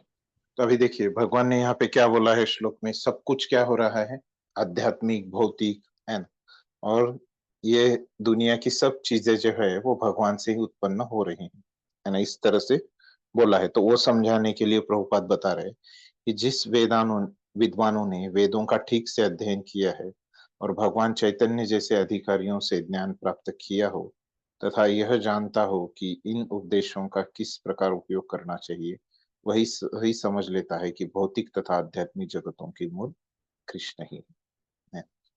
ऐसे एक बड़ा वाक्य लिखा प्रभुपाद ने, इसमें क्या बोल रहे हो कि जो यहाँ पे भगवान ने बोला है कि कैसे ये आध्यात्मिक और भौतिक जगत किससे आए हैं, तो भगवान से आए हैं, मेरे से आए हैं। तो यही बात अगर वेदों का कोई अगर ठीक से अभ्यास कर पाता है, और चैतन्य महाप्रभु के अनुसार अगर वेदों को कोई समझ लेता है, तो ये ऐसे वो समझ लेगा। है। अगर गलत जो प्रामाणिक नहीं है उस परंपरा में समझेगा तो नहीं समझ पाएगा। है। इस प्रकार के ज्ञान से वह भगवत भक्ति में स्थिर हो जाता है। अगर कोई जान लेगा कि सब कुछ भगवान से ही आ रहा है ना, तो उनकी ही सेवा करेगा। वे व्यर्थ ही टीकाओं से या मूर्खों के द्वारा कभी पथभ्रष्ट नहीं होता है। तो गलत लोग बोलेंगे इस दुनिया में, है ना, ये तो भौतिक जगत है ना, इसमें तो लोग गलत बोलते ही रहेंगे। लेकिन ये व्यक्ति क्या रहेगा, वो जो लोग दूसरे लोग गलत बोल रहे हैं, है, तो उससे वो उसको कुछ फर्क नहीं पड़ेगा। सारा वैदिक साहित्य स्वीकार करता है कि कृष्ण ही ब्रह्मा शिव तथा अन्य समस्त देवताओं के स्रोत है। पूरा वैदिक साहित्य भी यही बताता है जो कृष्ण इस श्लोक में बता रहे हैं, कि कैसे सब कुछ उनसे ही आता है। तो अथर्ववेद में वो गोपाल तापनी उपनिषद है, उसमें क्या कहा गया है, यो ब्राह्मणां विदधाति पूर्वं यो वै वेदांश्च गापयति स्म कृष्ण। मतलब क्या, प्रारंभ में कृष्ण ने ब्रह्मा को वेदों का ज्ञान प्रदान किया, है ना, और उन्होंने भूतकाल में वैदिक ज्ञान का प्रचार किया। पुनः नारायण उपनिषद में कहा गया है ना, तो एक दूसरा उपनिषद उसमें कहा गया, अथ पुरुषो हवई नारायणो कामयत प्रजा सृजयते, है ना? तब भगवान ने जीवों की सृष्टि करनी चाहिए, है ना? तब क्या किए उन्होंने, सृष्टि की। तो उन्होंने बस इच्छा की और सृष्टि हो गई। तो उनकी इच्छा से क्या हो रहा है, सब जीव उत्पन्न हो रहे हैं, ऐसे हमको नारायण उपनिषद में कहा, है ना? और इसमें क्या समझा हमको, गोपाल था अपनी उपनिषद में क्या समझा कि ब्रह्मा ने को जो आवश्यक है सृष्टि की उत्पत्ति के लिए ज्ञान, वो किसने दिया, भगवान ने दिया। मतलब सब कुछ भगवान ने किया, उन्होंने ज्ञान दिया और ब्रह्मा ने सब कुछ किया। जैसे हम लोग पैसे देते हैं और क्या करते हैं, दूसरे लोग हमारे लिए घर बांधते हैं, है ना, तो क्या बोलते हैं हम, घर किसने बांधा, तो जो मालिक है उसने ही बांधा, है ना, जिसने पैसा दिया उसने ही बांधा बोलते। तो वैसे भगवान ने क्या दिया, वहां पे ज्ञान दिया, जो आवश्यक चीज थी ब्रह्मा जी को। और फिर ब्रह्मा जी ने कैसे गाउंडी के जैसा काम किया और इस सृष्टि की रचना की, है। तो उसी प्रकार से आगे बता रहे, नारायणात् ब्रह्मा जायते, नारायणात् प्रजापतिः प्रजायते, नारायणात् इन्द्रो जायते, नारायणात् अष्टो वस्वो जायन्ते, नारायणात् एकादश रुद्रा जायन्ते, नारायणात् द्वादश आदित्याः। है ना, ऐसे बोलो। तो इसका अर्थ क्या है, नारायणात् ब्रह्मा जायते, नारायण से ही ब्रह्मा जी आते हैं। नारायणात् प्रजापति ही प्रजायते, मतलब जो प्रजापति रहते हैं, मतलब ये प्रजा की उत्पत्ति करने वाले, है ना, वो भी कहाँ से आते हैं? नारायण से ही आते हैं, कृष्ण से ही आते हैं। और नारायणात् इंद्रो जायते, इंद्र, है ना, ये सब किससे आते हैं? नारायण से ही आते। नारायणात् अष्टो वसवो जायन्ते, 8 वसु भी उनसे ही आते हैं। हाँ? नारायणात् एकादश रुद्रा जायन्ते, 11 रुद्र भी उनसे ही आते हैं। फिर नारायणात् द्वादश आदित्य, 12 आदित्य भी उनसे ही आते हैं। ये सभी क्या है? अंश है। तो वेदों के यहाँ पे प्रभुपाद ने कितने संदर्भ दिए हमको? 3 संदर्भ दिए हैं। ये तीनों संदर्भ में क्या कह रहे हैं कि सब कुछ कैसे कृष्ण से, नारायण से और भगवान की इच्छा से सब कुछ उत्पन्न हो रहा है ना। ये जो कृष्ण ने यहाँ पे बताया कि सब कुछ जो है वो मेरे से ही उत्पन्न हो रहा है, इसके लिए प्रभुपाद ने यहाँ पे 3 संदर्भ हमको दिए हैं। अगला पढ़िए। वेदों का ही कथन है, ब्राह्मण्यो देवकी पुत्रः, देवकी पुत्र कृष्ण ही भगवान है। नारायण उपनिषद 4। तब यह कहा गया, एको वे नारायण आसीन्न ब्रह्मा, न ईशानो नापो नाग्नि समौ नेमे, द्यावा पृथ्वी न नक्षत्राणि न सूर्यः। सृष्टि के प्रारंभ में केवल भगवान नारायण थे, न ब्रह्मा थे, न शिव, न अग्नि थी, न चंद्रमा, न नक्षत्र और न सूर्य। महाउपनिषद 1। महाउपनिषद में यह भी कहा गया है कि शिवजी परमेश्वर के मस्तक से उत्पन्न हुए। अतः वेदों का कहना है कि ब्रह्मा तथा शिव के सृष्टा सृष्टा भगवान की ही पूजा की जानी चाहिए। मोक्ष अगला भी धर्म पढ़िए। में मोक्ष धर्म में कृष्ण कहते हैं, प्रजापतिम च रुद्रम चाप चाप्यहमेव सृजामि वै, तौ हि मां न विजानीतो मम माया विमोहितो। मैंने ही प्रजापतियों को, शिव तथा अन्यों को उत्पन्न किया, किंतु वे मेरी माया से मोहित होने के कारण यह नहीं जानते कि मैंने ही उन्हें उत्पन्न किया। वराह पुराण में भी कहा गया है, नारायण परो देवस्त समाजात श्रुतुर्मुख, तस्माद् रुद्रो अभवदेवः, स च सर्वज्ञतां ततः। नारायण भगवान है जिनसे ब्रह्मा उत्पन्न हुए और फिर ब्रह्मा से शिव उत्पन्न हुए। पढ़ लू प्रभु जी, बचा हुआ। हाँ हाँ, पढ़िए। भगवान कृष्ण समस्त उत्पत्तियों के स्रोत हैं और वे सर्व कारण कहलाते हैं। वे स्वयं कहते हैं, क्योंकि सारी वस्तुएं मुझसे उत्पन्न है, अतः मैं सबों का मूल कारण हूँ। सारी वस्तुएं मेरे अधीन हैं, मेरे ऊपर कोई भी नहीं है। कृष्ण से बढ़कर कोई परम नियंता नहीं है। जो व्यक्ति प्रामाणिक गुरु से या वैदिक साहित्य से इस प्रकार कृष्ण को जान लेता है, वह अपनी सारी शक्ति कृष्ण भावनामृत में लगाता है और सचमुच विद्वान पुरुष बन जाता है। उसकी तुलना में अन्य सारे लोग जो कृष्ण को ठीक से नहीं जानते, मात्र मूर्ख सिद्ध होते हैं। केवल मूर्ख ही कृष्ण को सामान्य व्यक्ति समझेगा। कृष्ण भावना भावित व्यक्ति को चाहिए कि कभी मूर्खों द्वारा मोहित न हो।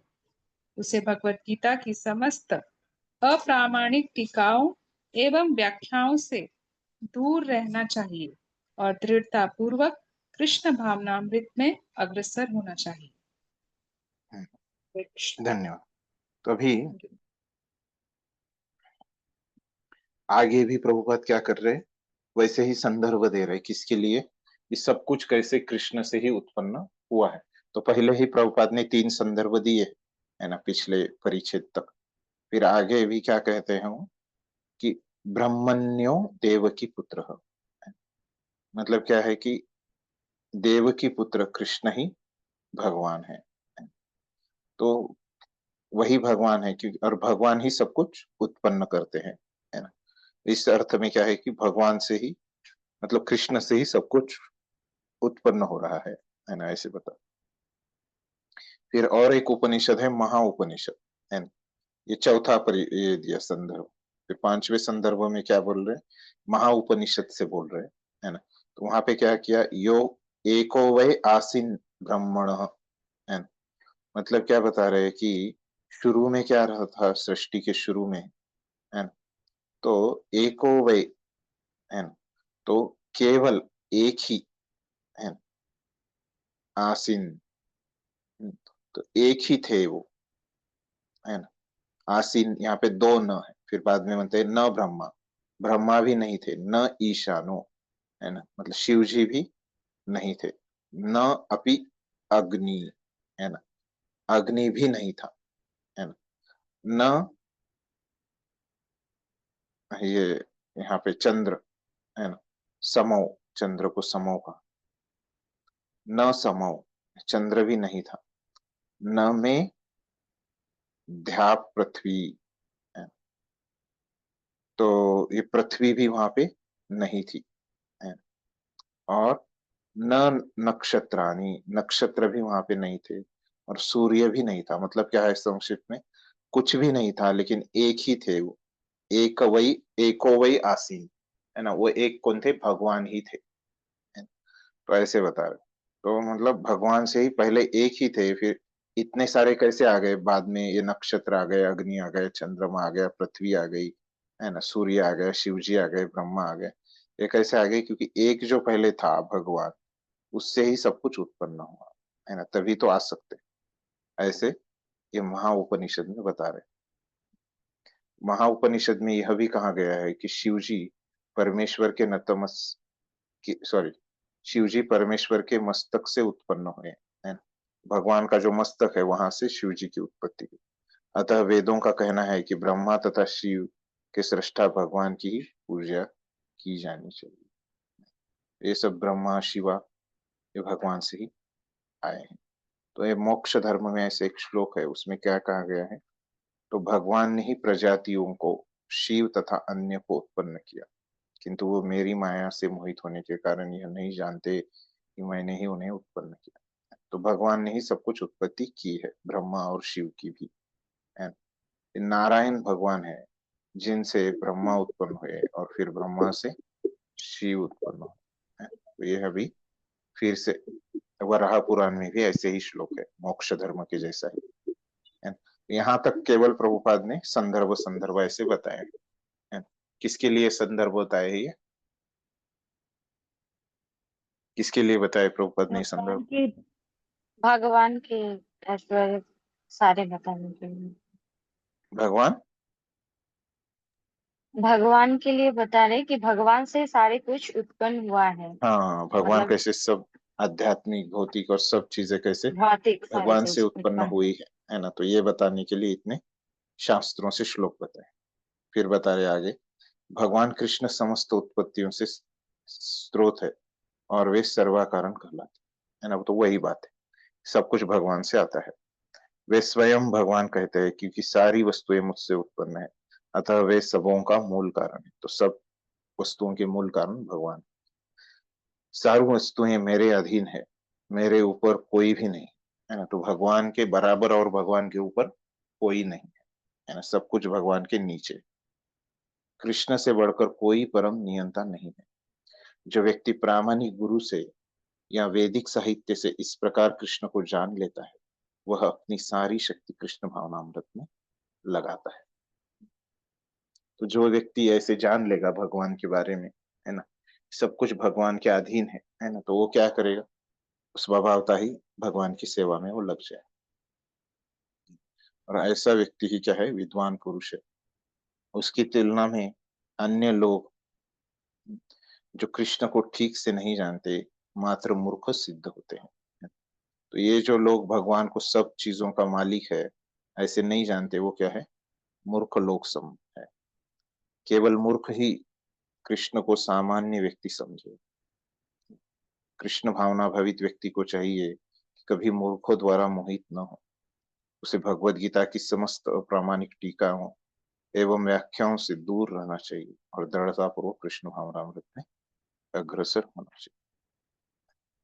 तो हमको क्या करना चाहिए कि ऐसे मूर्ख लोगों से हमको भ्रमित नहीं होना चाहिए, है ना? कि जो लोग बोलते हैं, है ना, कि कोई सिद्धांत लगाते हैं, है ना, उत्क्रांति का सिद्धांत, यहाँ पे उत्क्रांति हुई, है ना, और जीवों की उत्पत्ति हो गई, है ना, इस तरह से जो लोग बताते हैं शास्त्रज्ञ इत्यादि, है ना, तो उस पे हमको भरोसा नहीं करना चाहिए, है ना। जीवों की उत्पत्ति हुई नहीं है, अपने आप वो हो ही नहीं सकती, वो भगवान ने की है, भगवान के नियंत्रण द्वारा हुई है ना।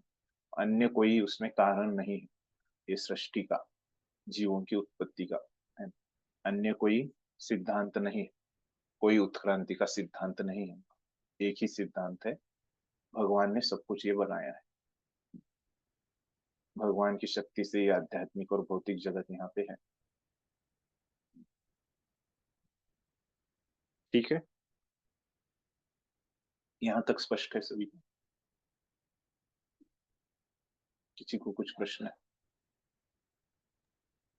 ठीक। हरे कृष्ण प्रभु जी। हम्म हाँ प्रभु जी, यहाँ पर जैसे बोला गया है कि ब्रह्मा जो है और शिव जो है वो भी भगवान को नहीं जान पाते हैं क्योंकि वो भी माया में रहते हैं। लेकिन वो ब्रह्म विमोहन लीला में तो हम देखे हैं ब्रह्मा जी को। और क्या शिव भी प्रभु जी, हम तो जानते हैं कि शिव हर समय भगवान विष्णु का नाम जपते रहते हैं। तो वो तो वैष्णव है, परम वैष्णव है।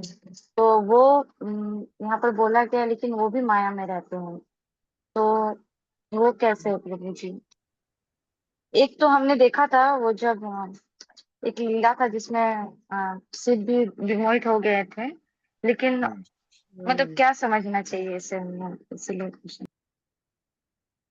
वही कि मतलब वो भगवान से श्रेष्ठ नहीं है, वो भगवान के द्वारा ही उत्पन्न है ना।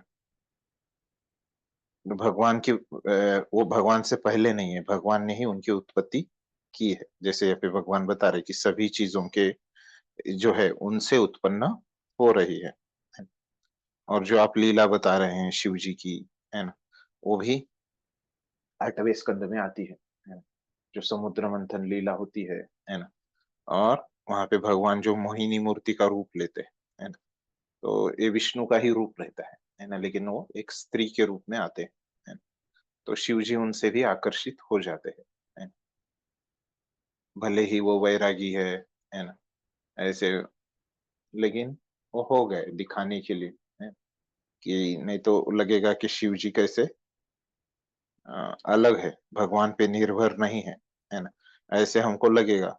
इसलिए उस प्रकार की उन्होंने लीला की है कि वो भी कैसे भगवान का जो स्त्री रूप था उससे वो आकर्षित हो गए, है ना, मोहिनी मूर्ति के रूप में। ठीक। प्रभु जी, जो लोग शिव का पूजा करते हैं मतलब रुद्र का, तो वो लोग उस लोक में जाते हैं।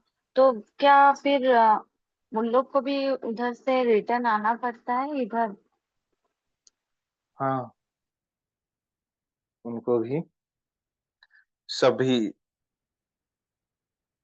यहाँ पे वापिस जो भौतिक जगत में है शिव जी का लोक है, तो शिव जी कैसे वो आध्यात्मिक सदाशिव चैतन्य चरितामृत में कहा गया है ना। तो यहाँ पे जो शिव जी रहते हैं भौतिक जगत में वो रुद्र रहते हैं, और वो कैसे रहते हैं जो आध्यात्मिक जगत में जो है शिव जी जिनसे आते हैं, है ना, वो क्या है सदाशिव, वो विष्णु का ही अवतार है ना? तो ये विष्णु का ही शिव रूप है। ये सदाशिव लोक में अगर कोई जाता है तो वो वैकुंठ लोक ही है, सदाशिव लोक मतलब, है ना? तो वहां से वापिस नहीं आना पड़ता। इस जगत का जो शिव जी का लोक है रुद्र का, है ना, तो 11 रुद्र होते हैं, जो बोलते हैं ना एकादश रुद्र, अभी आया था ना। तो वहां पे अगर कोई जाता है भौतिक लोक में तो वहां से आना पड़ता है, इस सदाशिव लोक में से नहीं आना पड़ता, वो शाश्वत रहता है सदाशिव लोक। ठीक है। हाँ प्रभु जी, ठीक है। हाँ, आलोक कृष्ण को आपका क्या प्रश्न? तो जी इसके रिगार्डिंग है जो ब्रह्मा जी वाक के पीछे भागे थे और जो शिव जी का मोहिनी रूप से पतन हो गया था, सॉरी पतन नहीं, लीला जो है वो योग माया के अंदर आती है कि महामाया के अंदर आती है? हाँ, वो योग माया के ही अंतर्गत आती है ना। तो ब्रह्मा जी की तो स्पष्ट है कि वो वृंदावन में हुई थी, है ना। तो योग माया की ही अंतर्गत आती है ना, क्योंकि ये महान लोग हैं सब, है ना। कि ऐसे वो बस दिखाने के लिए वो लीला हुई कि ये लोग भी क्या है कि भगवान के अधीन है। तो इनका पतन होना बहुत मुश्किल है ना। ये भक्ति भी करते हैं भगवान की, और ये हमारे आचार्य भी है ना। ब्रह्मा जी तो क्या है, हमारे संप्रदाय के आचार्य है। तो आचार्य का कैसे पतन हो सकता है ना। तो उनसे क्या हो रहा है, एक प्रामाणिक संप्रदाय निकल रहा है ब्रह्मा जी से, है ना। तो ऐसे एक जो, और वो प्रामाणिक संप्रदाय के शुरू में ब्रह्मा जी, है ना। कृष्ण के बाद कौन है हमारे संप्रदाय में, ब्रह्मा ही। ऐसे नहीं कि उनकी कुछ कमी होती है उनमें, है ना। ऐसे पतन हो गया, तो ये सब लीला के रूप में ही है ना। फिर वो हमारे आचार्य कैसे रहे, अगर सच में ऐसे हो जाता, उनको आचार्य बोल के स्वीकार नहीं करते ना। ये सब लीला है, ये हम समझ सकते हैं। ठीक है। तो जैसे मटेरियल वर्ल्ड में हम बोलते हैं कि कई हम्म, सन्यासियों का अच्छा 100 सन्यासियों का पतन हो जाता है, तो कई बार रेफरेंस देते हैं कि ब्रह्मा जी का भी ऐसा हुआ था, तो अभी कलयुग में पॉसिबल नहीं, ब्रह्मा जी का ऐसे नहीं, बहुत फिर से बोलते उनको हैं। आचार्य पद पे नहीं रह सकते थे ना फिर। और ये स्पष्ट लीला है, वहां पे भागवतम में भी बताया भी है ना। इसका नाम ही है ब्रह्म विमोहन लीला, है ना। इसके नाम में भी लीला ही है नहीं नहीं, वो अपनी पुत्री के पीछे भाग रहे थे ना, उसकी बात कर रहा हूँ। ना। Okay okay. हाँ, तो वहां पे कुछ कुछ वो बोध, हाँ वहां पे दिए है बोध, तीसरे स्कंद में आता है ये, है ना। तो वहां पे ऐसे आचार्यों ने कहा है और प्रभुपाद ने भी कहा है ना? लेकिन वो क्या है, वहां पे भाव ये है कि हमको सतर्क करने के लिए, है ना। भगवान की जो माया शक्ति है वो कितनी प्रभावी है। लेकिन ये नहीं है कि वो हमको सीखने के लिए वो कहा गया है ना। ऐसे नहीं कि वहां पे वो सचमुच ऐसे हुआ था, ऐसे नहीं, है ना। ओके, थैंक यू, हरे कृष्ण। वो लीला ही है, लेकिन है ना, सचमुच ऐसे वो पतित व्यक्ति नहीं है। ठीक है, हाँ, बोलिए। हाँ, हरे कृष्ण प्रभु जी। प्रभु जी, जो ऐसे कहा जाता है ना कि भगवान की कृपा की वजह से और भक्तों की कृपा की वजह से ही हमें भक्ति मिलती है। तो जैसे शिव जी भी एक वैष्णव है, तो जो लोग उनकी पूजा करते हैं, तो क्या वो ऐसे नहीं हमको कर सकते कि हमें भी अच्छे से भक्ति मिले? हम्म, तो होता है ऐसे, मैंने प्रवचनों में सुना है, लेकिन ऐसे कहीं मैंने जितना पढ़ाई किया उसमें कहीं ऐसे शास्त्रों में नहीं है ना। गीता और भागवत, ये जो भागवत थोड़ा सा तो ये इसमें तो कहीं आया नहीं है ऐसे स्पष्ट उल्लेख मेरे पढ़ाई में। आचार्यों का मैंने उतना पढ़ा नहीं भागवत का, भगवत गीता का पढ़ाई किया है, तो उससे ऐसे इसमें नहीं है। लेकिन अपने भक्त बताते हैं कि पहले, बहुत सारे भक्त अपने अनुभव में बताते हैं कि पहले वो शिव जी के भक्त थे, फिर बाद में वो कृष्ण के भक्त बन गए, इस्कॉन में आ गए, है। ऐसे बहुत सारे भक्तों का ऐसे प्रैक्टिकली अनुभव है, लेकिन ऐसे में कहीं शास्त्रों में पढ़ा नहीं कि ऐसे शिव जी मदद करते हैं। लेकिन ऐसे होता है, बहुत सारे भक्तों का अनुभव रहा है ऐसे, है ना। यहाँ पे पुणे मंदिर में जो राधे श्याम प्रभु है, यहाँ के अध्यक्ष, है ना। तो वो भी पहले बताते हैं कि एक प्रवचन में सुना मैंने कि प्रभु जी बताते हैं कि पहले भी मैं शिव जी का भक्त था, है। फिर बाद में मैं ऐसे भस्म लगा के मैं कॉलेज में जाता था, ऐसे प्रभु जी बताते, इस्कॉन में आने से पहले जो शिव जी के भक्त लगा के ना, तीन सफेद ऐसे आड़े पट्टे, तो वैसे प्रभु जी लगा के जाते थे। तो ऐसे है, भक्तों के अनुभव है जो पहले थे, ऐसे कहीं मैंने पढ़ा नहीं है। करते हैं वैसे, थैंक यू शिव जी प्रभु। मदद करते हैं। ठीक है, तो हम्म, आगे बढ़ते हैं हम। और किसी को कुछ पूछना है? तो अभी 8वें श्लोक में भगवान ने क्या बताया कि जो लोग उनको जानते हैं, उनके ऐश्वर्यों को, कि सब कुछ उनसे उत्पन्न होता है और सब कुछ हर एक जो वस्तुएं हैं वो क्या है कि उनके द्वारा ही उत्पन्न है, उद्भूत है। तो ये जब जानते हैं तब क्या करता है व्यक्ति, वो क्या करता है, हृदय से, है ना, बुधा भाव, पूरे भाव से वो भगवान की भक्ति करता है ना। इस प्रकार से बताया। तो अभी वो भक्ति कैसे करता है, पूरे भाव से, बुधा भाव समन्विता। तो ये अगले 9वें श्लोक में बता रहे हैं कि कैसे वो भाव से भक्ति करता है ना। तो कैसे करता है, मच्चित्तामत गता प्राणा बोधयंत परस्परम कथयंतश्च माम नित्यम तुष्यन्ति च रमन्ति च। बोल रहे कि मेरे शुद्ध भक्तों के विचार मुझ में वास करते हैं, उनके जीवन में, उनके जीवन मेरी सेवा में अर्पित करते हैं। तो हमेशा किसके भी विचार करते हैं, भगवान के बारे में ही विचार करते हैं, है ना। और अपना जो पूरा जीवन है भगवान की सेवा में अर्पित करते हैं, पहला ये हो गया। दूसरा, भगवान की सेवा में अपने जीवन को लगा देते हैं, है ना। फिर एक दूसरे के बीच में क्या करते हैं, भगवान के ही ज्ञान का आदान प्रदान करते रहते हैं। ये तीसरा हो, भगवान के बारे में ही बात करते रहते हैं। उनके बात करने का विषय ये नहीं रहता कि कैसे है ना, आजकल क्या चल रहा है, उसका भाव कितना है बाजार में, है ना, ये चीजें नहीं बात करते। वो केवल भगवान के विषय में ही बात करते, और ऐसे करते हुए वो जबरदस्ती बात नहीं करते, है ना। तो उनको एक ये सब कार्य कर रहे हैं, है ना, तो उसमें वो एक आनंद की भी उनको प्राप्ति होती है, परम संतोष भी उनको प्राप्त होता है। तो इस प्रकार से वो लोग क्या करते हैं, हृदय से भगवान की भक्ति करते हैं। तो हृदय से अगर कोई भगवान की भक्ति करता है तो इस तरह से होता है, उसके विचार पूरे भगवान के बारे में होता है ना? उसका जीवन पूरा भगवान की सेवा के लिए अर्पित होता है ना। और वो क्या करता है, केवल जो एक दूसरे के साथ बातचीत करता है वो केवल कृष्ण के विषय में ही होती है, और ये सब जो कार्यों से उनको परम आनंद, परम संतोष प्राप्त होते रहता है। तो इस प्रकार से हमको समझ में आता है कि भक्ति कैसे करना चाहिए। तो ये यहाँ जो कहा गई है ना, उत्तम भक्ति की यहाँ पे लक्षण बताए गए है ना, शुद्ध भक्ति के लक्षण यहाँ पे बताए कि कैसे मन में उनके ही विचार है, भगवान के ही विचार है। तो ये भगवान की कथा का जो आनंद है ना, ये जीवन के सभी आनंदों से बड़ा है, इससे बड़ा और कोई आनंद नहीं है। इस तरह से भगवान यहाँ पे बता रहे, तुष्यंति च रमन्ति च। तुष्यंति मतलब क्या, हमने देखा कि तुष्य है ना, अभी आज ही आया था हमारी पढ़ाई में, है ना। तुष्य मतलब हमने देखा था कि संतुष्ट, है ना। वैसे ही वो व्यक्ति संतुष्ट, और रमन्ति मतलब क्या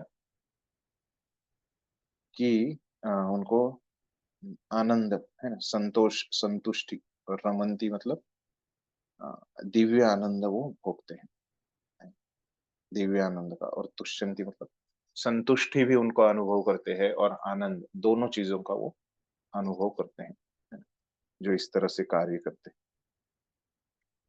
ठीक है, पढ़िए तात्पर्य। यहाँ जिन शुद्ध भक्तों के लक्षणों का उल्लेख हुआ है, वे निरंतर भगवान की दिव्य प्रेमा भक्ति में रमे रहते हैं। उनके मन कृष्ण के चरण कमलों से हटते नहीं, वे दिव्य विषयों की ही चर्चा चलाते हैं। इस श्लोक में शुद्ध भक्तों के लक्षणों का विशेष रूप से उल्लेख हुआ है। भगवत भक्त परमेश्वर के गुणों तथा उनकी लीलाओं के गान में अहरनिश लगे रहते हैं। उनके हृदय तथा आत्माएं निरंतर कृष्ण में निमग्न रहती हैं, और वे अन्य भक्तों से भगवान के विषय में बातें करने में आनंद अनुभव करते हैं। आगे पढ़ूं? आगे वाला पढ़िए। भक्ति की प्रारंभिक अवस्था में वे सेवा में ही दिव्य आनंद उठाते हैं, और परिपक्व अवस्था में वे ईश्वर प्रेम को प्राप्त होते हैं। जब वे इस दिव्य स्थिति को प्राप्त कर लेते हैं, तब वे उस सर्वोच्च सिद्धि का स्वाद लेते हैं जो भगवत धाम में प्राप्त होती है। भगवान चैतन्य दिव्य भक्ति की तुलना जीव के हृदय में बीज बोने से करते हैं। ब्रह्मांड के विभिन्न लोकों में असंख्य जीव विचरण करते रहते हैं। इनमें से कुछ ही भाग्यशाली होते हैं जिनकी शुद्ध भक्त से भेंट हो पाती है और जिन्हें भक्ति समझने का अवसर प्राप्त हो पाता है। यह भक्ति बीज के सदृश है। यदि इसे जीव के हृदय में बो दिया जाए और जीव हरे कृष्ण मंत्र का श्रवण तथा कीर्तन करता रहे तो बीज अंकुरित होता है। जिस प्रकार की नियमितः सींचते रहने से वृक्ष का बीज फलता है, भक्ति रूपी आध्यात्मिक पौधा क्रमशः बढ़ता रहता है जब तक यह ब्रह्मांड के आवरण को भेद कर ब्रह्म ज्योति में प्रवेश नहीं कर जाता। ब्रह्म ज्योति में भी यह पौधा तब तक बढ़ता जाता है जब तक उस उच्चतम लोक को नहीं प्राप्त कर लेता जिसे गोलोक वृंदावन या कृष्ण का परम धाम कहते हैं। अंततोगत्वा यह पौधा भगवान के चरण कमलों की शरण प्राप्त कर वहीं विश्राम पाता है। जिस प्रकार पौधे में क्रम से फूल तथा फल आते हैं, उसी प्रकार भक्ति रूपी पौधे में भी फल आते हैं और कीर्तन तथा श्रवण के रूप में उसका सिंचन चलता रहता है। चैतन्य चरितामृत में मध्य लीला अध्याय 19 में भक्ति रूपी पौधे का विस्तार से वर्णन हुआ है। वहां यह बताया गया है कि जब पूर्ण पौधा भगवान के चरण कमलों की शरण ग्रहण कर लेता है तो मनुष्य पूर्णतया भगवत प्रेम में लीन हो जाता है। तब वह एक क्षण भी परमेश्वर के बिना नहीं रह पाता। इस प्रकार की मछली जल के बिना नहीं रह सकती। ऐसी अवस्था में भक्त वास्तव में परमेश्वर के संसर्ग से दिव्य गुण प्राप्त कर लेता है। पढ़िए आगे। श्रीमद् भागवत में भी भगवान तथा उनके भक्तों के संबंध के विषय में ऐसी अनेक कथाएं हैं। इसीलिए श्रीमद् भागवत भक्तों को अत्यंत प्रिय है। जैसा कि भागवत में ही 12वें स्कंद के 13वें अध्याय के 18वें श्लोक में कहा गया है, श्रीमद् भागवतम पुराणम अमलम यद्वैष्णवानां प्रियम। ऐसी कथा में भौतिक कार्यों, आर्थिक विकास, इंद्र तृप्ति या मोक्ष के विषय में कुछ भी नहीं है। श्रीमद् भागवत ही एकमात्र ऐसी कथा है जिसमें भगवान तथा उनके भक्तों की दिव्य प्रकृति का पूर्ण वर्णन मिलता है। फलतः कृष्ण भावना भावित जीव ऐसे दिव्य साहित्य के श्रवण में दिव्य रुचि दिखाते हैं। जिस प्रकार तरुण तथा तरुणी को परस्पर मिलने में आनंद प्राप्त होता है। धन्यवाद। हरे कृष्ण। तो अभी यहाँ पे जो बोल रहे पहले परिच्छेद में है ना, तो प्रभुपाद बता रहे कि यहाँ पे शुद्ध भक्तों के लक्षणों का उल्लेख है ना। तो ये हमने पहले ही देखा था कि यहाँ पे भक्ति कैसे करते हैं। जो हृदय से भाव से जो भक्ति हो रही है, बुधा भाव समन्विता, ये पिछले श्लोक में जो कहा गया है। तो वो मैंने पहले ही बताया था कि ये कैसे भाव से भक्ति करते हैं, ये इसमें कहा गया है। वो क्या करते हैं, निरंतर ऐसे बिना किसी रुकावट से ये भक्ति में लगे रहते हैं।